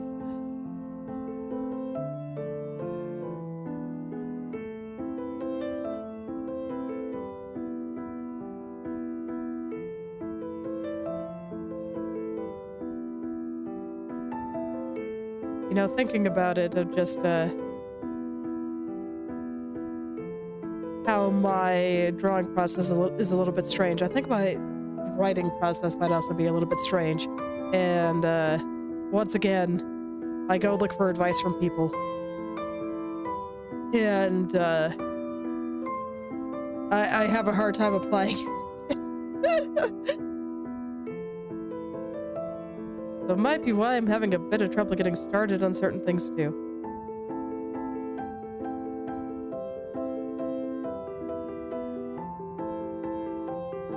I was talking about that with my husband a little bit, and he said that it was unusual for people to have such a clear idea for characters before the story. And I'm like, huh, really? Fascinating. Maybe that's why I can't find any advice anywhere that works for me. Because it's like, I have characters, I have certain things I want to set up, but I'm not quite sure how to do it. And it's all very complicated. But you know, I think I'm figuring it out there too. I haven't really tried to do much writing lately. I've been kind of taking it easy the past couple of weeks. Actually, I've been taking it easy, and I've also been learning Godot, so that this way I can do some programming streams. And I think I have a good idea for how I want to tackle the game I want to make, but But first, I want to make sure that I have a good enough handle on how I'm going to handle things architecturally that I don't just flail. And I don't think talking, well, no, I do think talking about architecture is interesting. Code architecture is fascinating. But the path I have to go there to figure it out, maybe less so. But I'll show you my document once I finish it. I actually plan to do that this week. Probably not today, though.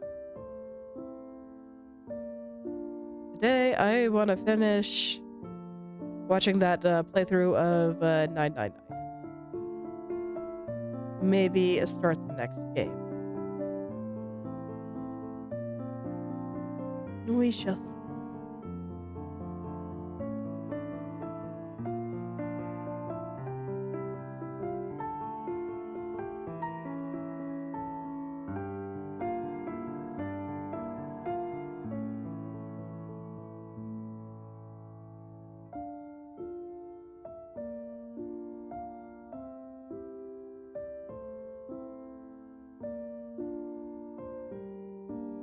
Good news is that I'm about halfway through the hair.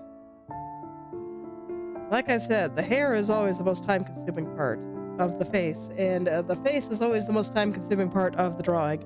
So, I think things will go pretty smoothly once I'm through this. I always like starting with the face. The faces are just so much fun to draw. I like it a lot. I do.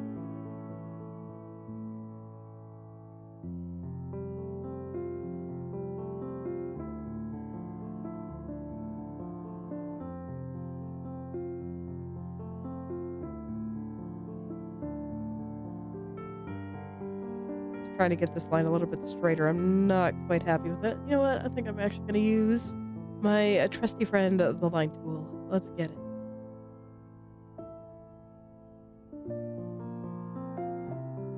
There we go. That is a straight line. Wonderful.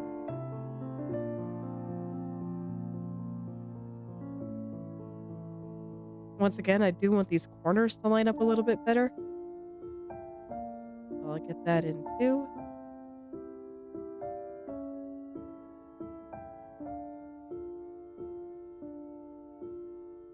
Might use the line tool for this as well. We'll see. Oh no, that looks pretty okay. They don't have to line up quite as perfectly since this is a cast shadow, and I think that this is fine.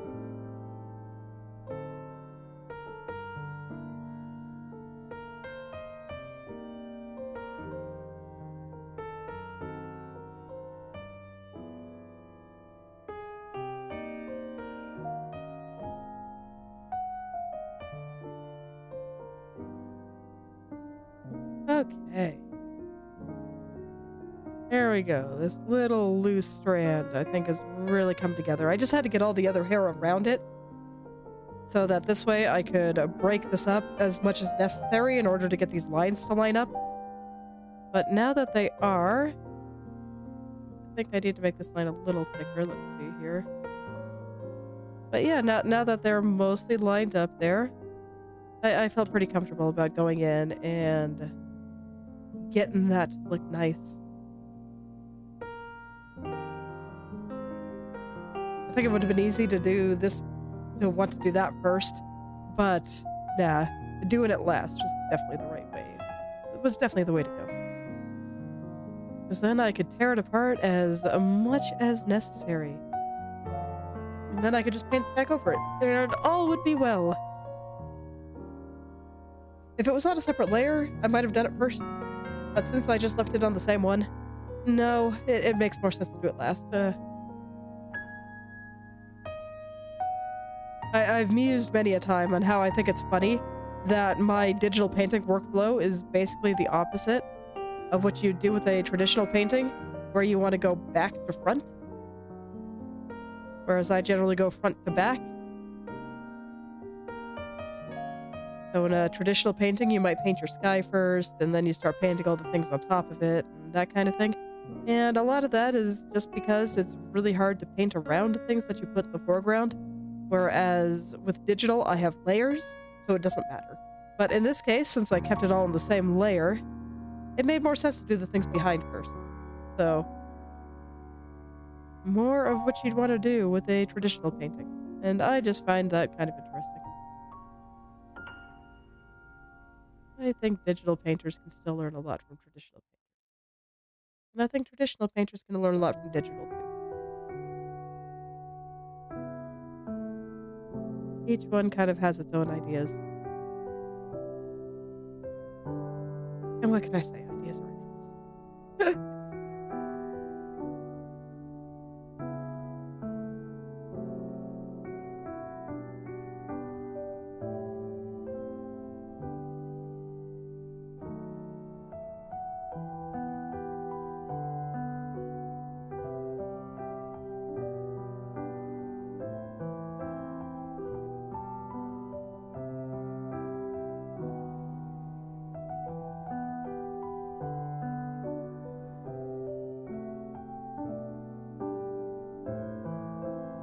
Wait, that's some residue, isn't it? Yeah, sure is. Okay. Oh, there we go. I'm glad I noticed that right away, because that would have been unfortunate if I had kept drawing. I dropped my pen. And it erased stuff that perhaps I did not want it to. Perhaps. Alright.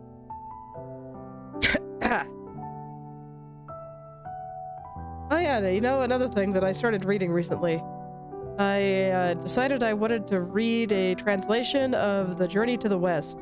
So that would be the book that Sun Wukong came out of. So one of the oldest Chinese novels out there.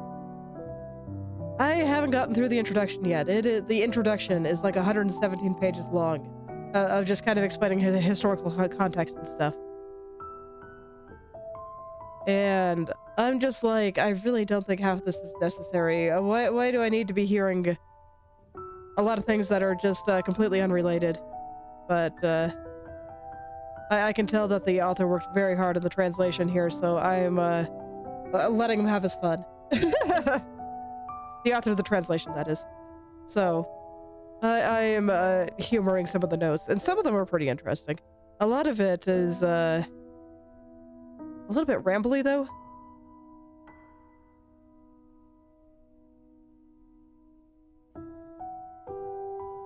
And I think I can tell that I'm just not quite as into prose and poetry compared to most people, because when he is going into some of the poetry and is kind of gushing about it, I'm just like, I don't know, was that pretty? That's just words.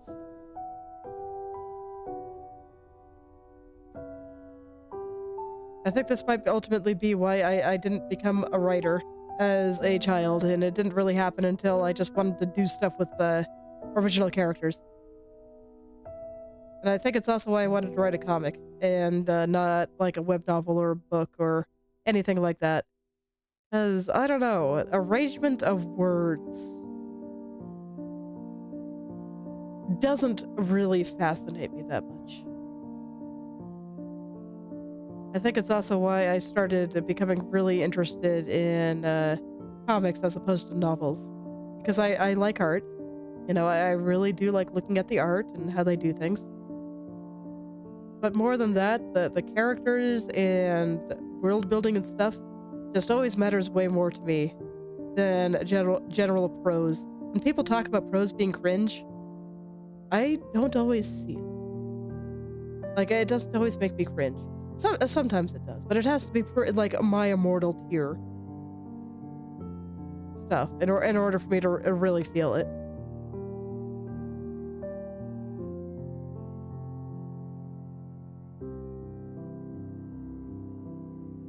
For reference, I'm talking about the infamously bad Harry Potter fanfiction.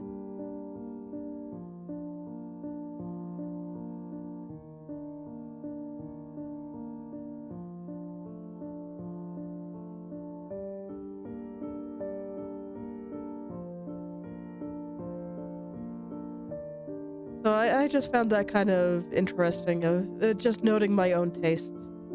I don't think I'll ever be really moved by poetry. It's just not what gets to me.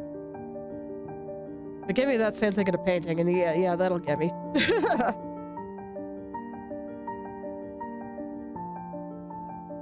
And I don't really want to undermine people that are good at prose or poetry or anything like that. I do still respect the work. It's just, I don't know, not how my brain is wired, I guess. People like different things, and I don't think it's a bad thing.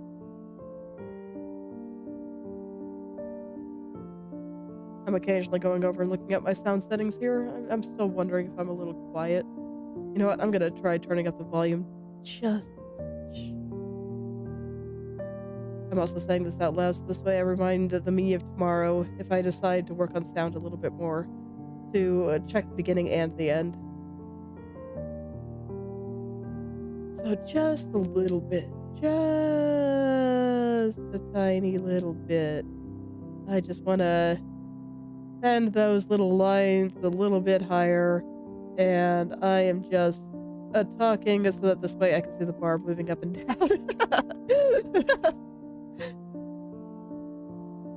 Okay, that should be good based on wherever that laugh brought me. Sometimes it's just really hard because I think that when I do art streams, I'm talking a little bit quieter than when I do like Copy Kitty, for example, because Copy Kitty makes me want to shout. It's very exciting. It is. Whereas here, I talk a little bit more quiet. But it's okay. Someday, I will figure out the sound issues. As much as I can, you know, streaming in a wide open room with no soundproofing. It's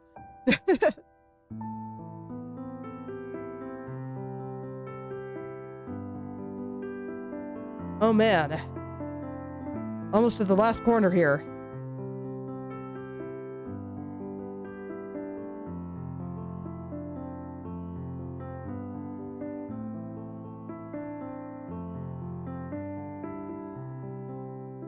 I am looking forward to actually starting the novel part of Journey to the West.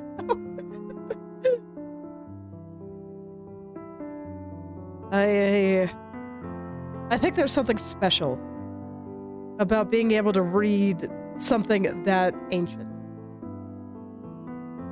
Like, that is one of the oldest stories that we know of out there right now.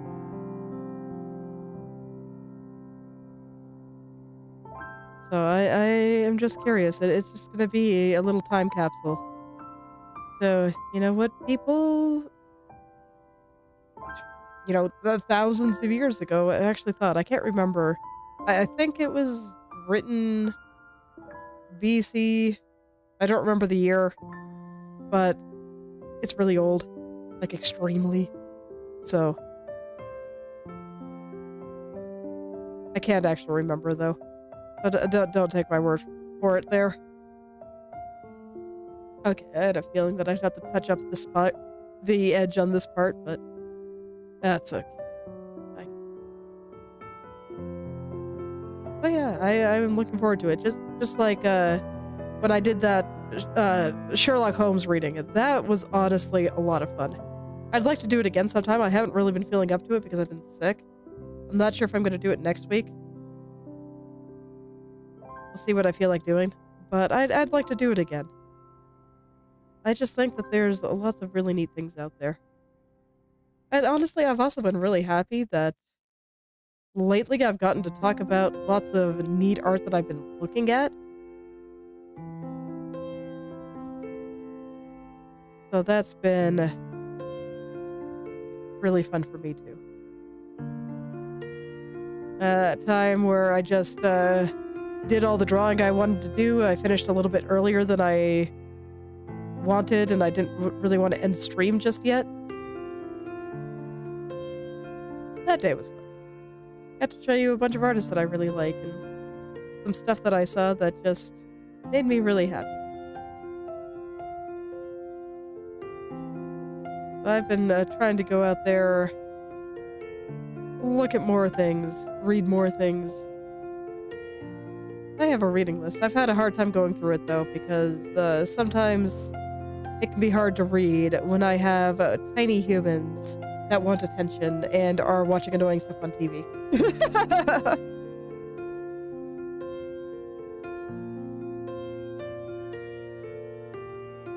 Okay, I have ideas for how to counter it.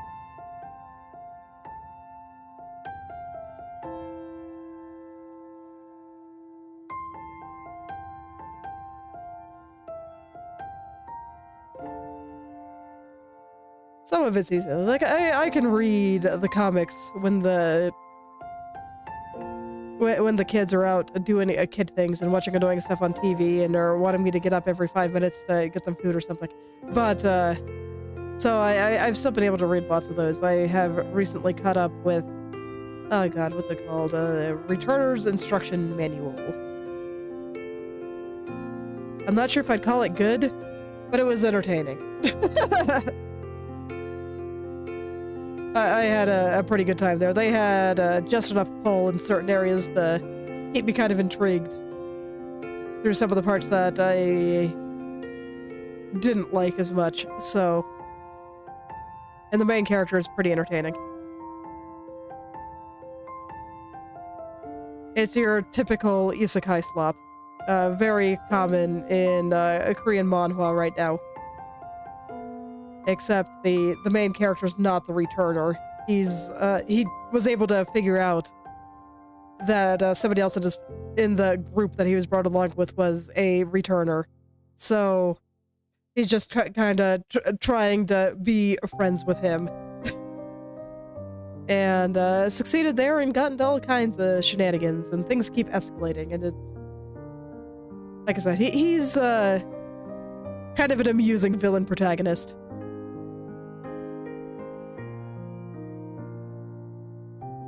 Because he's decently edgy. I mean, I remember at the beginning, I was a little bit annoyed because he kept doing all the things that a hero would do just with a snarky inner monologue. And I was wondering if he was actually going to be, like, legitimately villainous. And yes. Yes. So after a while, he starts getting into shenanigans and... to the point that he summons a demon to evade responsibility, basically. And that was an amusing chapter. Led to a lot of stuff. So that's why I say it had enough little things to kind of keep me entertained and enough ideas out there that I did have a few points where I kind of wondered where the author was going with this, and there was enough payoff. I was very much entertained.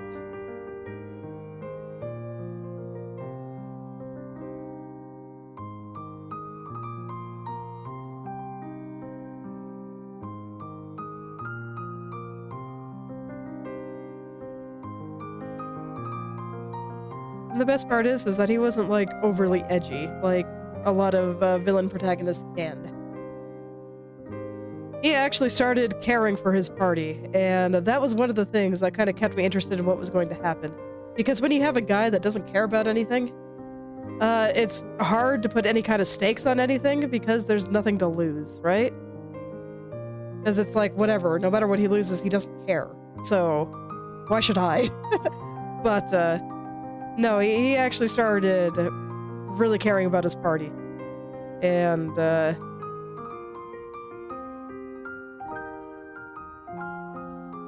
that led to some developments as well. So he at least cares about his friends.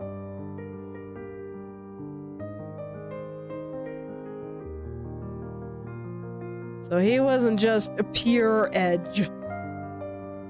He was kind of a dork. And very much capable of having a good time.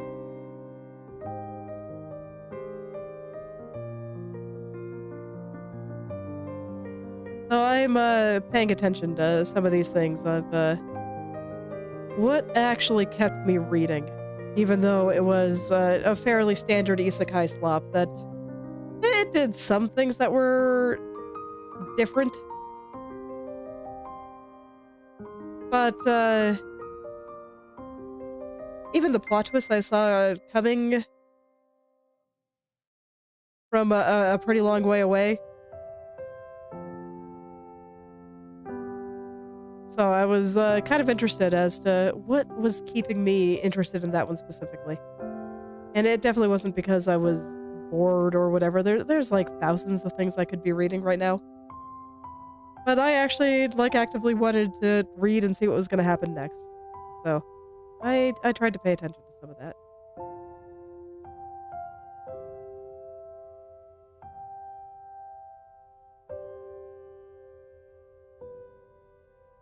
I think it'll help me out when I go and try to write things of my own. And, I mean, this is also why I talked about me not necessarily understanding what makes poetry great. Because I think that's worth paying attention to when I go out and try to write my own things too. Of just there will be certain things that I am good at and certain things that I won't be. And I get the feeling that prose will not necessarily be my strong suit. Because I don't think I have taste there.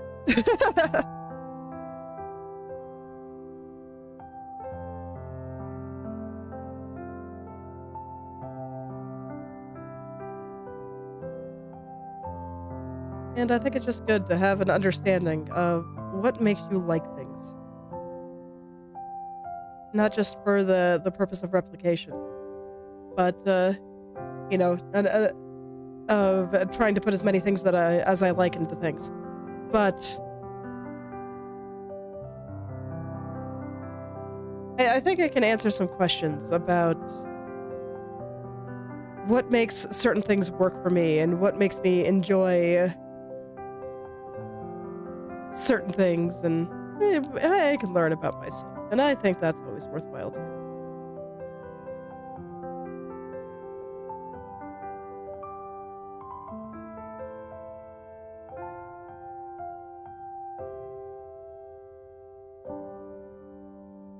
Let's see, I think I might actually... No. It looks better with a little bit. Okay.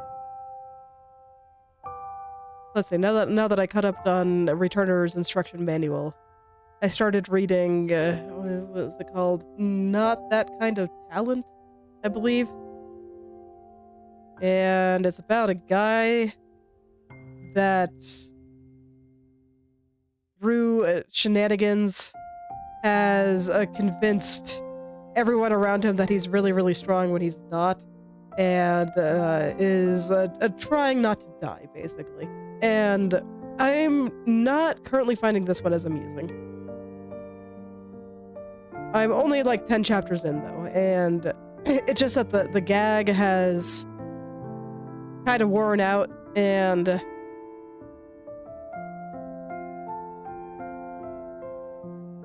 based on one of the chapters, it seems like he might like actually be strong when he's drunk or something, and he's kind of having very frequent amnesia lapses, and I hate amnesia.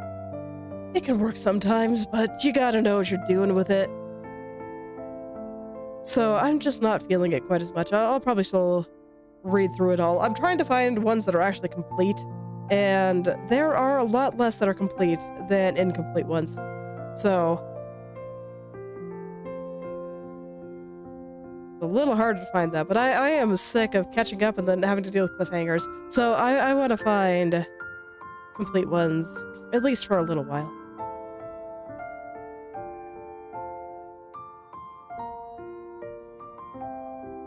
So I've been trying to figure out why this one isn't as amusing to me. And a part of it is that the same gag has been used like 4 times now, and it's getting a little bit stale. But I think what disappointed me the most was that it looked like the protagonist might actually be strong instead of a total wimp. I'm kind of hoping I'm misreading that scene, but I'm not quite sure how else to read it, so...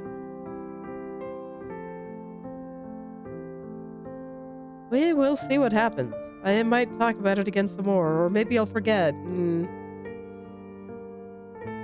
Who knows? But yeah, I've just been reading many a comic.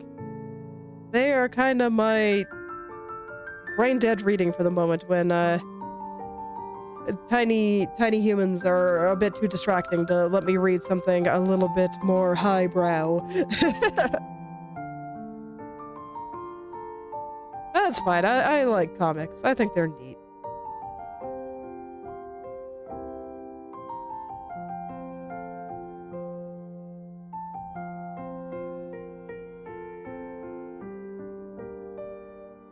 I remember a while back, I read Tower of God and caught up with that. And I'm not sure if I have it in me to read another one that's that long. It's like, man, I remember when I kept up with One Piece. Oh, the manga, that is. And, oh god, I'm not sure if I can do that again. Because man, does it take a while to read stories that are that long. But more than that, I've just found that ones that make stories that long, I feel like they lose momentum after a while. And sometimes I feel like after a while they just gotta start making stuff up. And the rules change a little bit, and I don't know.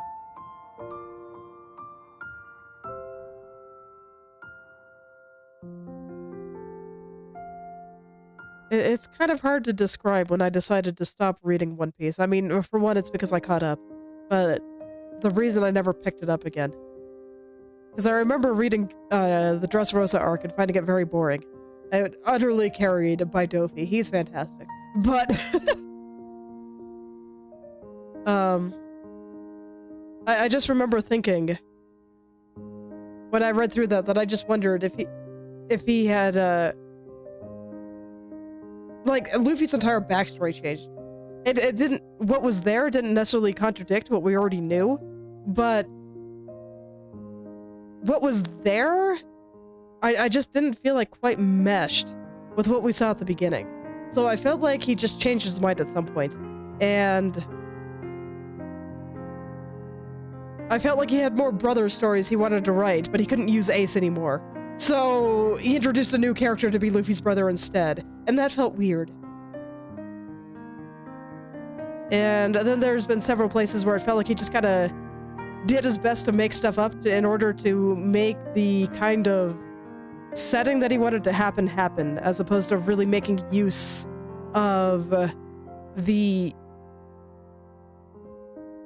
world he created and some of the stuff going on there. That's basically how I felt about the entire Thriller arc, where it's just like, okay, he wanted to have a zombie arc, and so he came up with an excuse for zombies to work. I don't think it's necessarily a terrible way to write, but it felt weird to me. I'm not sure how else to describe it. So I just never really picked it back up after I caught up. I think Whole Cake was the last arc I read.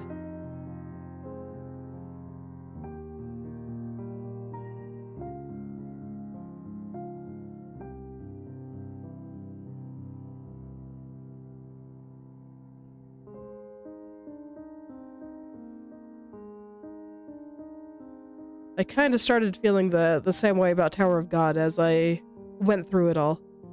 Where it's just like, I don't know if this quite meshes with everything that came before it. So, I don't know. So, sometimes I just feel like not so much that the author runs out of ideas, but that they just get ideas, and rather than writing a new story, they just find an excuse to put it into their existing one, and I think it's kind of weird. I think it might be better just to sometimes make a different story. Or, you know, let your story finish and then use some of those other ideas that you have in a new one, rather than trying to force them in where they don't necessarily belong.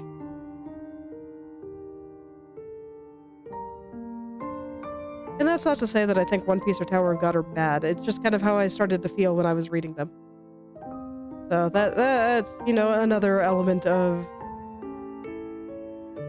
taste. But I think I'm more sensitive to that in the modern day than I was when I was like 16. Like, I didn't care if things lasted forever when I was 16. it was fine. But when I see that a lot of modern companies have basically just become nothing but their IP, and they don't necessarily use their intellectual property for anything useful, and they just keep kind of regurgitating the same thing over and over again, I think I've just become a little bit more sensitive to it. Where it feels like it's harder to find anything new. And at that point, it's like, just do something else. It's fine.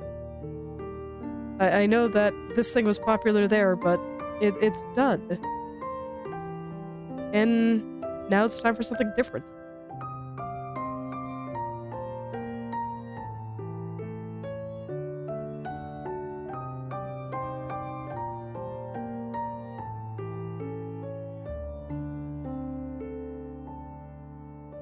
So I feel that a lot in some of the longer ones.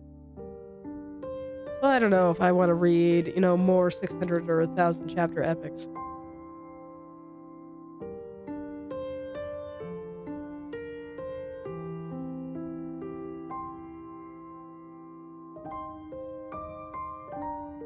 But we'll see. Honestly has very little to do with the length at this point. I mean, like I said, I am pretty patient when it comes to these things. I just find that that ideas just keep getting forced into things, and it's weird.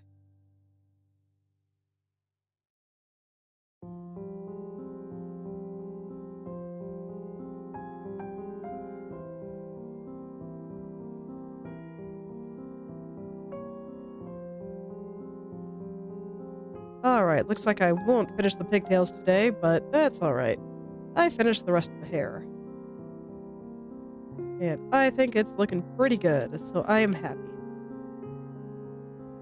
Got like one strand left here, so that's really nice. Almost free.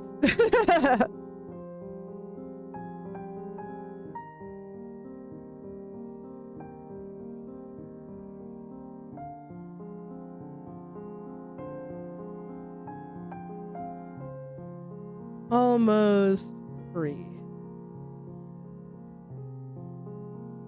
But yeah, I think I can be pretty happy with everything I put together here. Let's see, right here still has a little blob I gotta work out. I don't want to rush right at the end. That would just be unfortunate. There we go. That is some clean hair.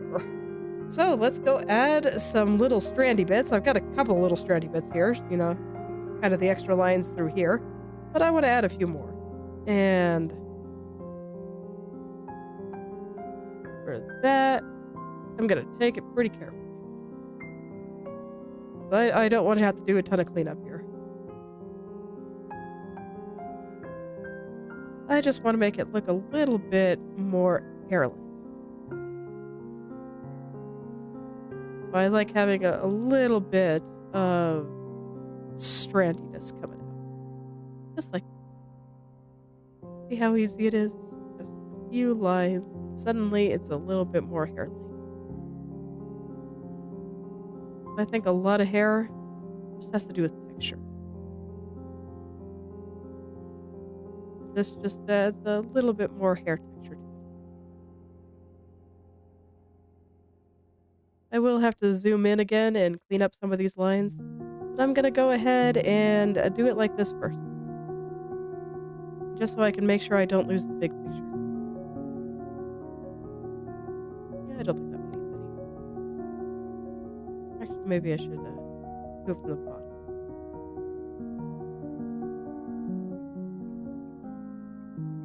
No. That one's fine.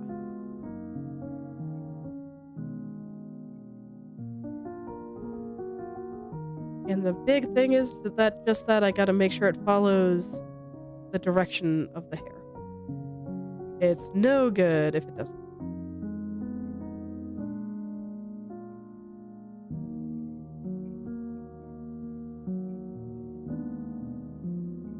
And here I'm gonna put lots of extra ones because I want to really emphasize the shadow from this little loose strand.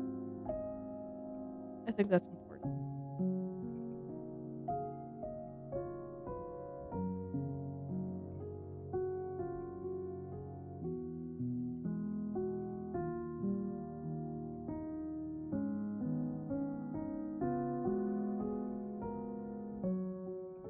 I don't want to overdo it. It's really easy to overdo this.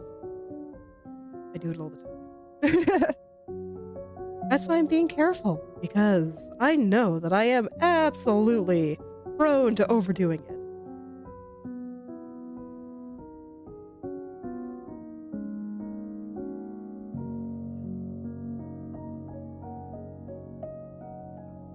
Absolutely prone to it.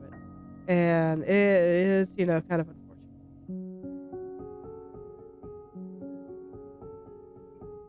I think I'll add a little bit more back here just for a little bit of extra shading. Make things a little bit darker overall without really changing the shadows.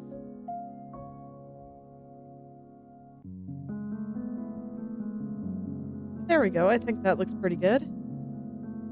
Yeah, that looks pretty hair-like. Let me just zoom in and really make sure it looks good and that I'm connecting everything properly, but so far so good. I think this looks pretty alright, and the strands are all pretty straight. A little bit of a waver right there. So I'll go ahead and kind of straighten that out. But there we go. That is the front hair. I'll see how much of the pigtails I can do. I'm gonna do the ribbon first, though. So what I'm gonna do for the ribbon... Okay, I think I will remove that first, and then I'll add it back in. Let's see, I'm gonna select the hair, select the inverse, and that will be the transparency for the ribbon. There.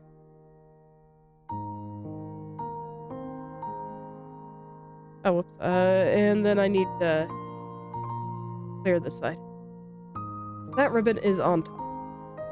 But this ribbon looks perfect. I think this one needs to move just a little, so I'll move the ribbon and the pigtail over just a little bit.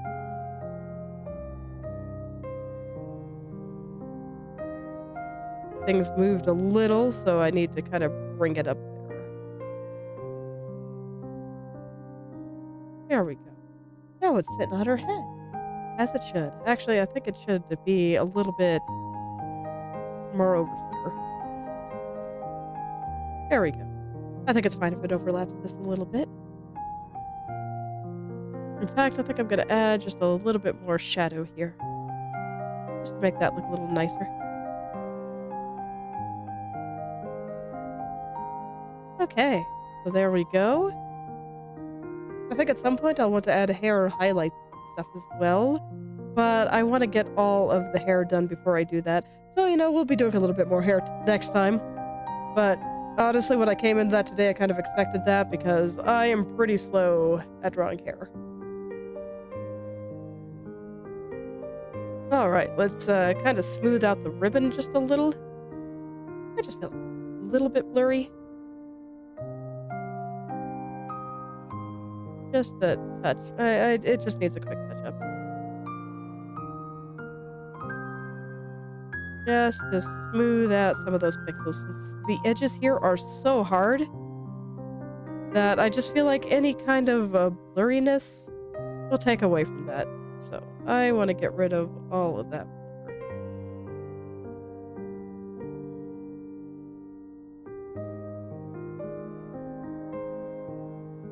Every single little alias pixel. It must.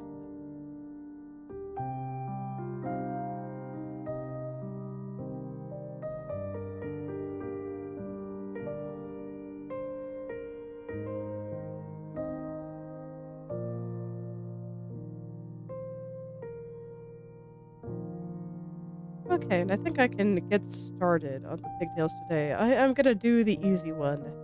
And that might be the last thing I do. We'll see how long it takes. But at the very least, I will have both of these ribbons done. The front hair is done. At least until I add highlights.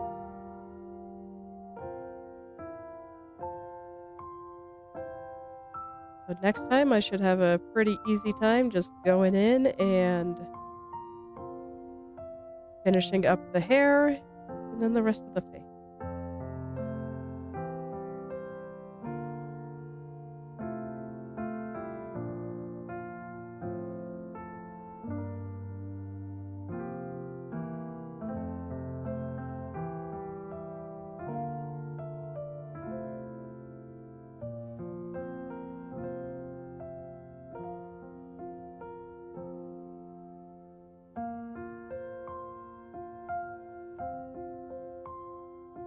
All right. Let me kind of point this out a little bit. You know, as always, things must be very pointy. Extremely pointy. Sharp enough for me to cut myself. I wouldn't have it any other way. Because that's what's really important for this style. Lots of nice sharp edges to make everything just extra dramatic.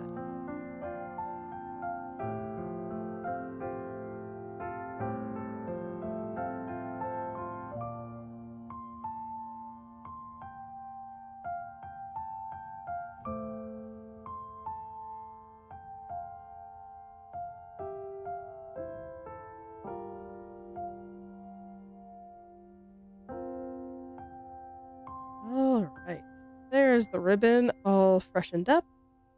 And now I'll do the same here. Go around one last. Get rid of every single blurry piece.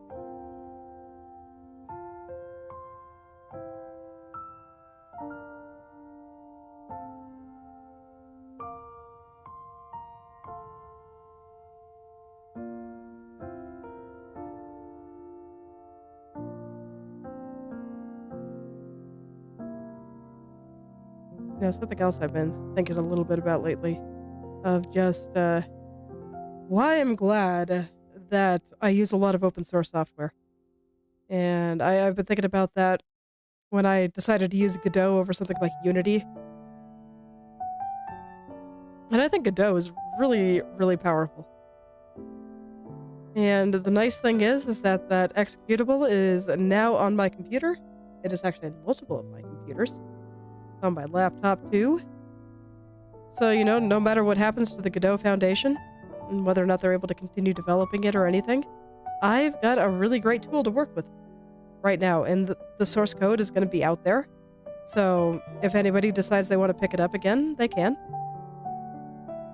And even if they try to scrub the source code for whatever reason, I'm sure somebody has it. It'd be pretty hard to do that.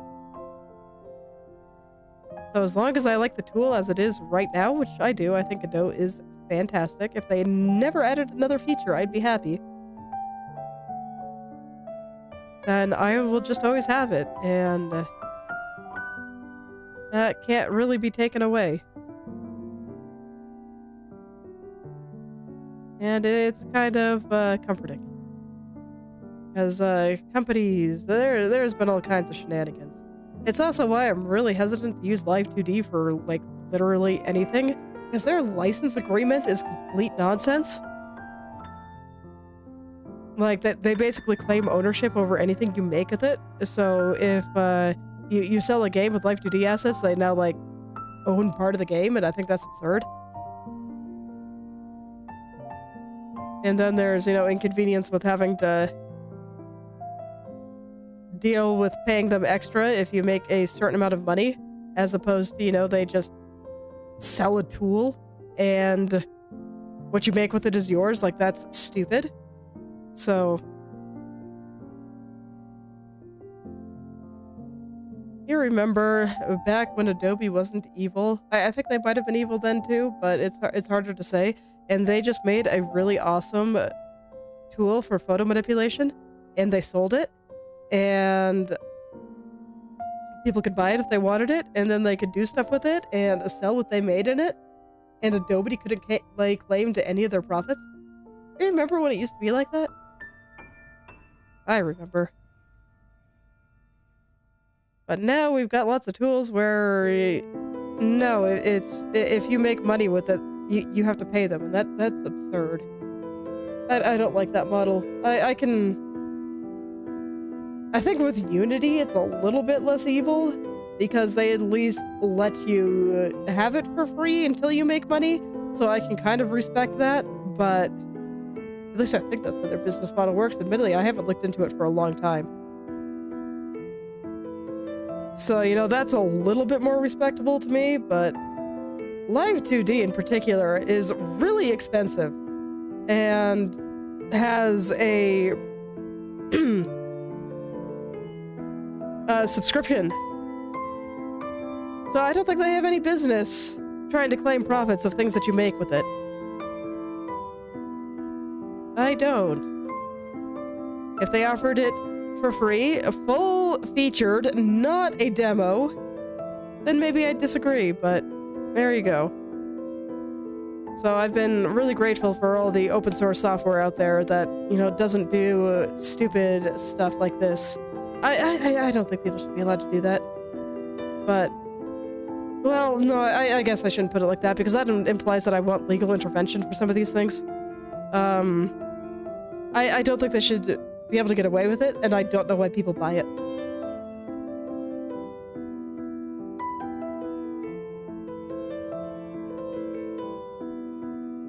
That is a better way to put it. Live 2D kind of has its little monopoly, but frankly, I think if somebody found good ways to make VTubers and other software, that they would lose their monopoly really quickly. So this is another reason I hope for the success of Inochi 2D. This way, Live 2D can't keep getting away with their shenanigans.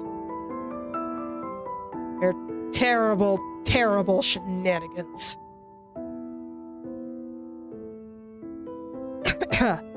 So, you know, I'm really happy that at least in game dev spheres that we have something as powerful as Godot. In 3D, there's something as powerful as Blender.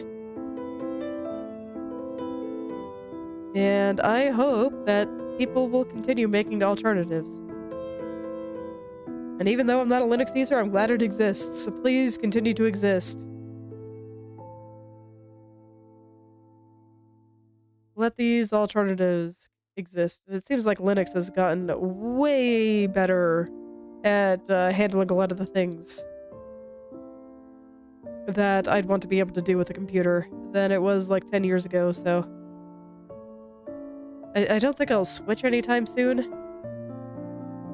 But my god, if they make me update to Windows 11 and if Microsoft continues putting out just utterly bloated trash, maybe I will. We'll see.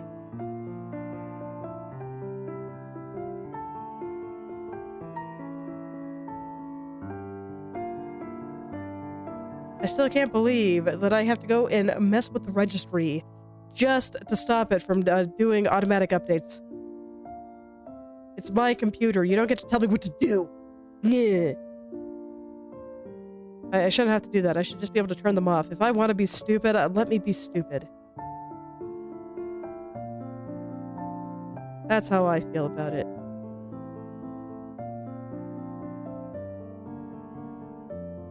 It's just annoying because, you know, sometimes updates break things, and I don't want to install updates until I'm ready to deal with that.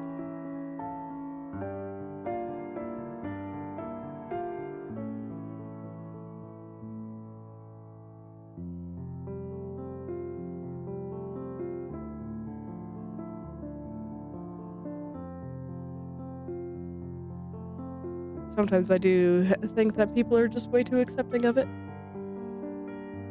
Sometimes the choice is hard.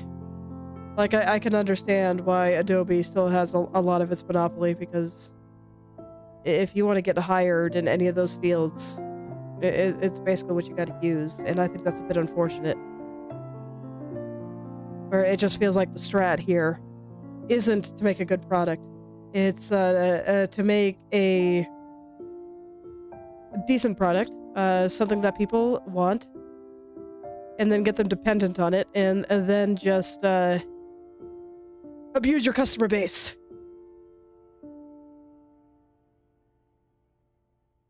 I'm just thinking of like Uber, DoorDash, all these things, where they basically created an ecosystem, so to speak, and there's nowhere else to go if you want that particular thing, because it relies both on people that do the driving and people that want the ride.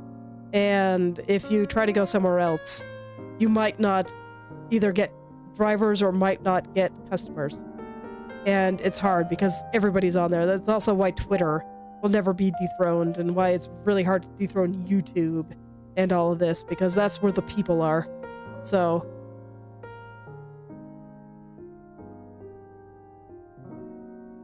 it's rough out there. And it just feels like that's what the strat is.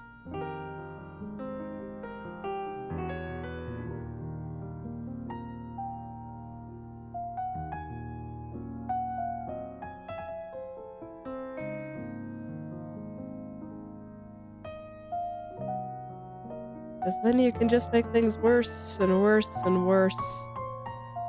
We see it a lot with Twitch and YouTube, where things can just get worse and worse and worse. YouTube was able to survive the adpocalypse because of this, and various other things, and no one's gonna do a dang thing about it. It's all very sad.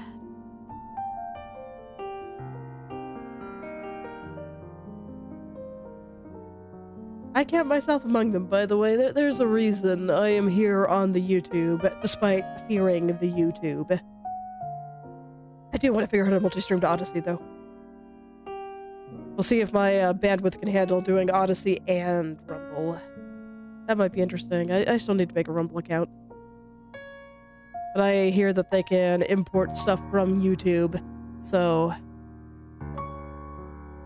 I will probably do so. I've already done so with Odyssey. So you can find a Planckera channel on Odyssey, but unfortunately, they did not carry over my live streams. So, unfortunately, all my VODs are still only on YouTube. I hope Rumble does. That would be great.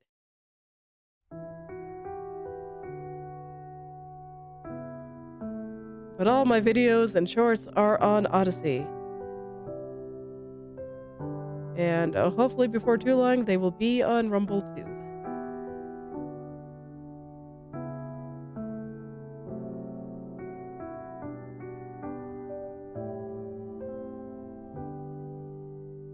I would really, really like to,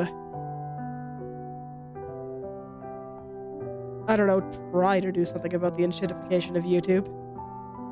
That'd be pretty cool.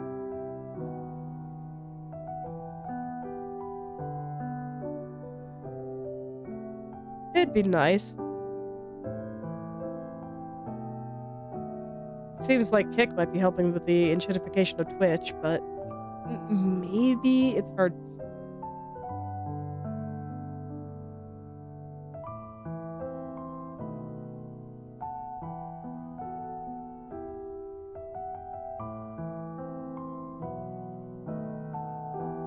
It's really hard to say. But I can dream.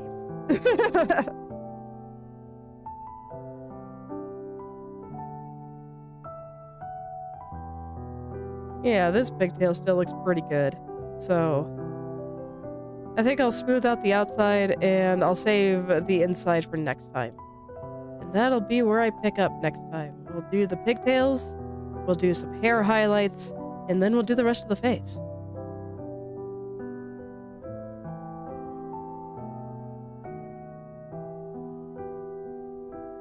Should be a good time. And, you know, hopefully within the next couple of streams, I will finish this one. I think I'll still keep Who's Next a secret. Because the remaining ones of Willie, Shinon, and Anya,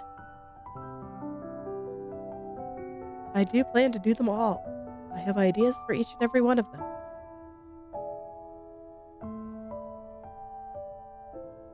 Each and every one. And I think they're pretty good. I am happy with my current ideas. So I hope you will all enjoy them.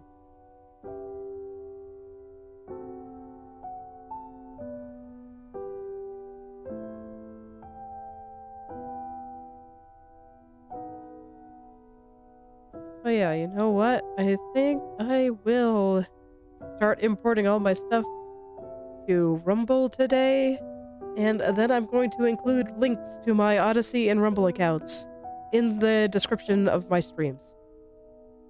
So if you'd like to at least watch the videos there, I don't know if my live streams will be imported to Rumble or not, but at the very least, the videos should be, so if you'd like to watch over there, you know, consider doing so. Let's stop letting YouTube get away with their shenanigans. I don't enjoy shenanigans. My kids are well aware of this.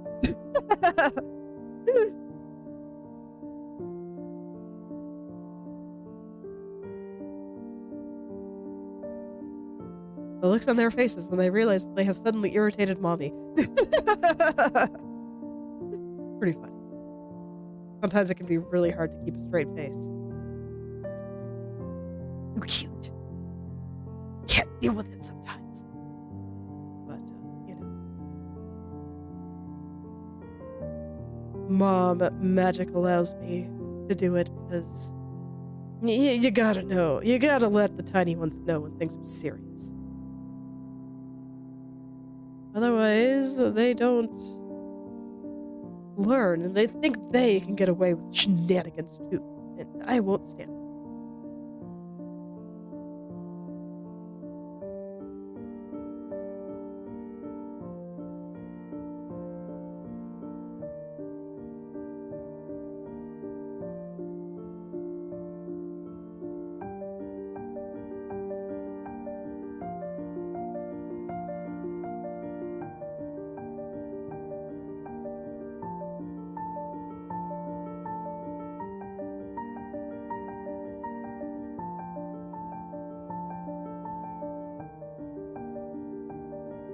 Why is drawing straight lines so hard?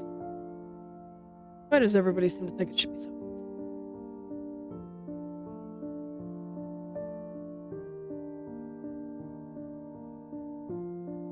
easy? Alright, next time this will all look really good. I'm just getting rid of all the blurriness here. I think a lot of this pigtail still looks pretty good, honestly. I will have to touch up a lot of things. I did kind of break some stuff while I was fixing this, but it's fine. I can do that. I can fix it. I can always fix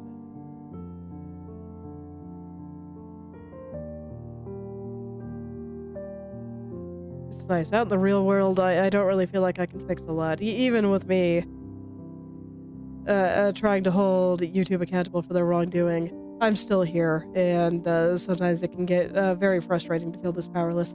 But, at least in my art, I can always fix it.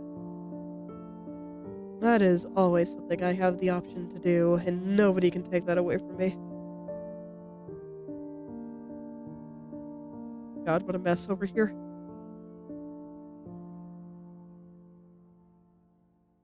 Alright.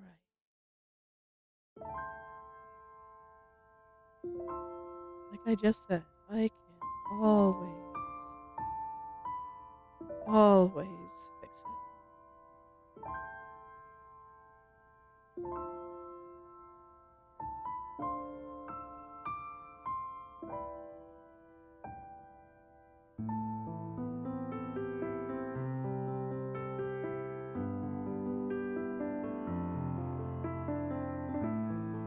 Alright, I think this is the last little corner.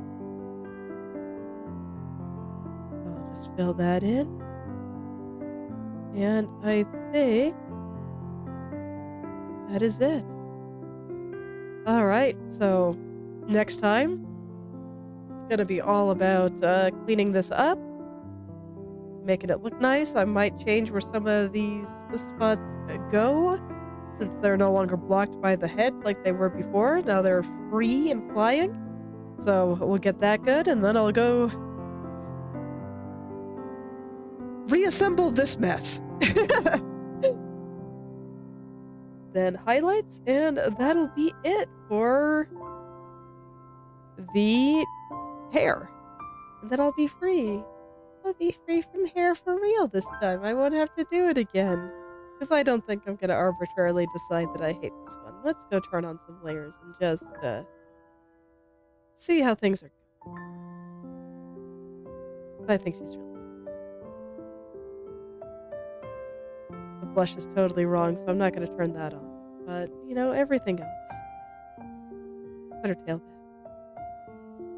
I think she's looking good. I like this. I think it's doing much better. I'm glad that I basically decided to redo the whole thing. It was worth it. I'll be much happier about putting this on Twitter. But this is where I will stop for today. So thank you all for coming, and I hope you're able to make something wonderful today. Go fight the power. I'll see you all tomorrow. Actually, no, I won't, because, yeah, I'll see you all Friday.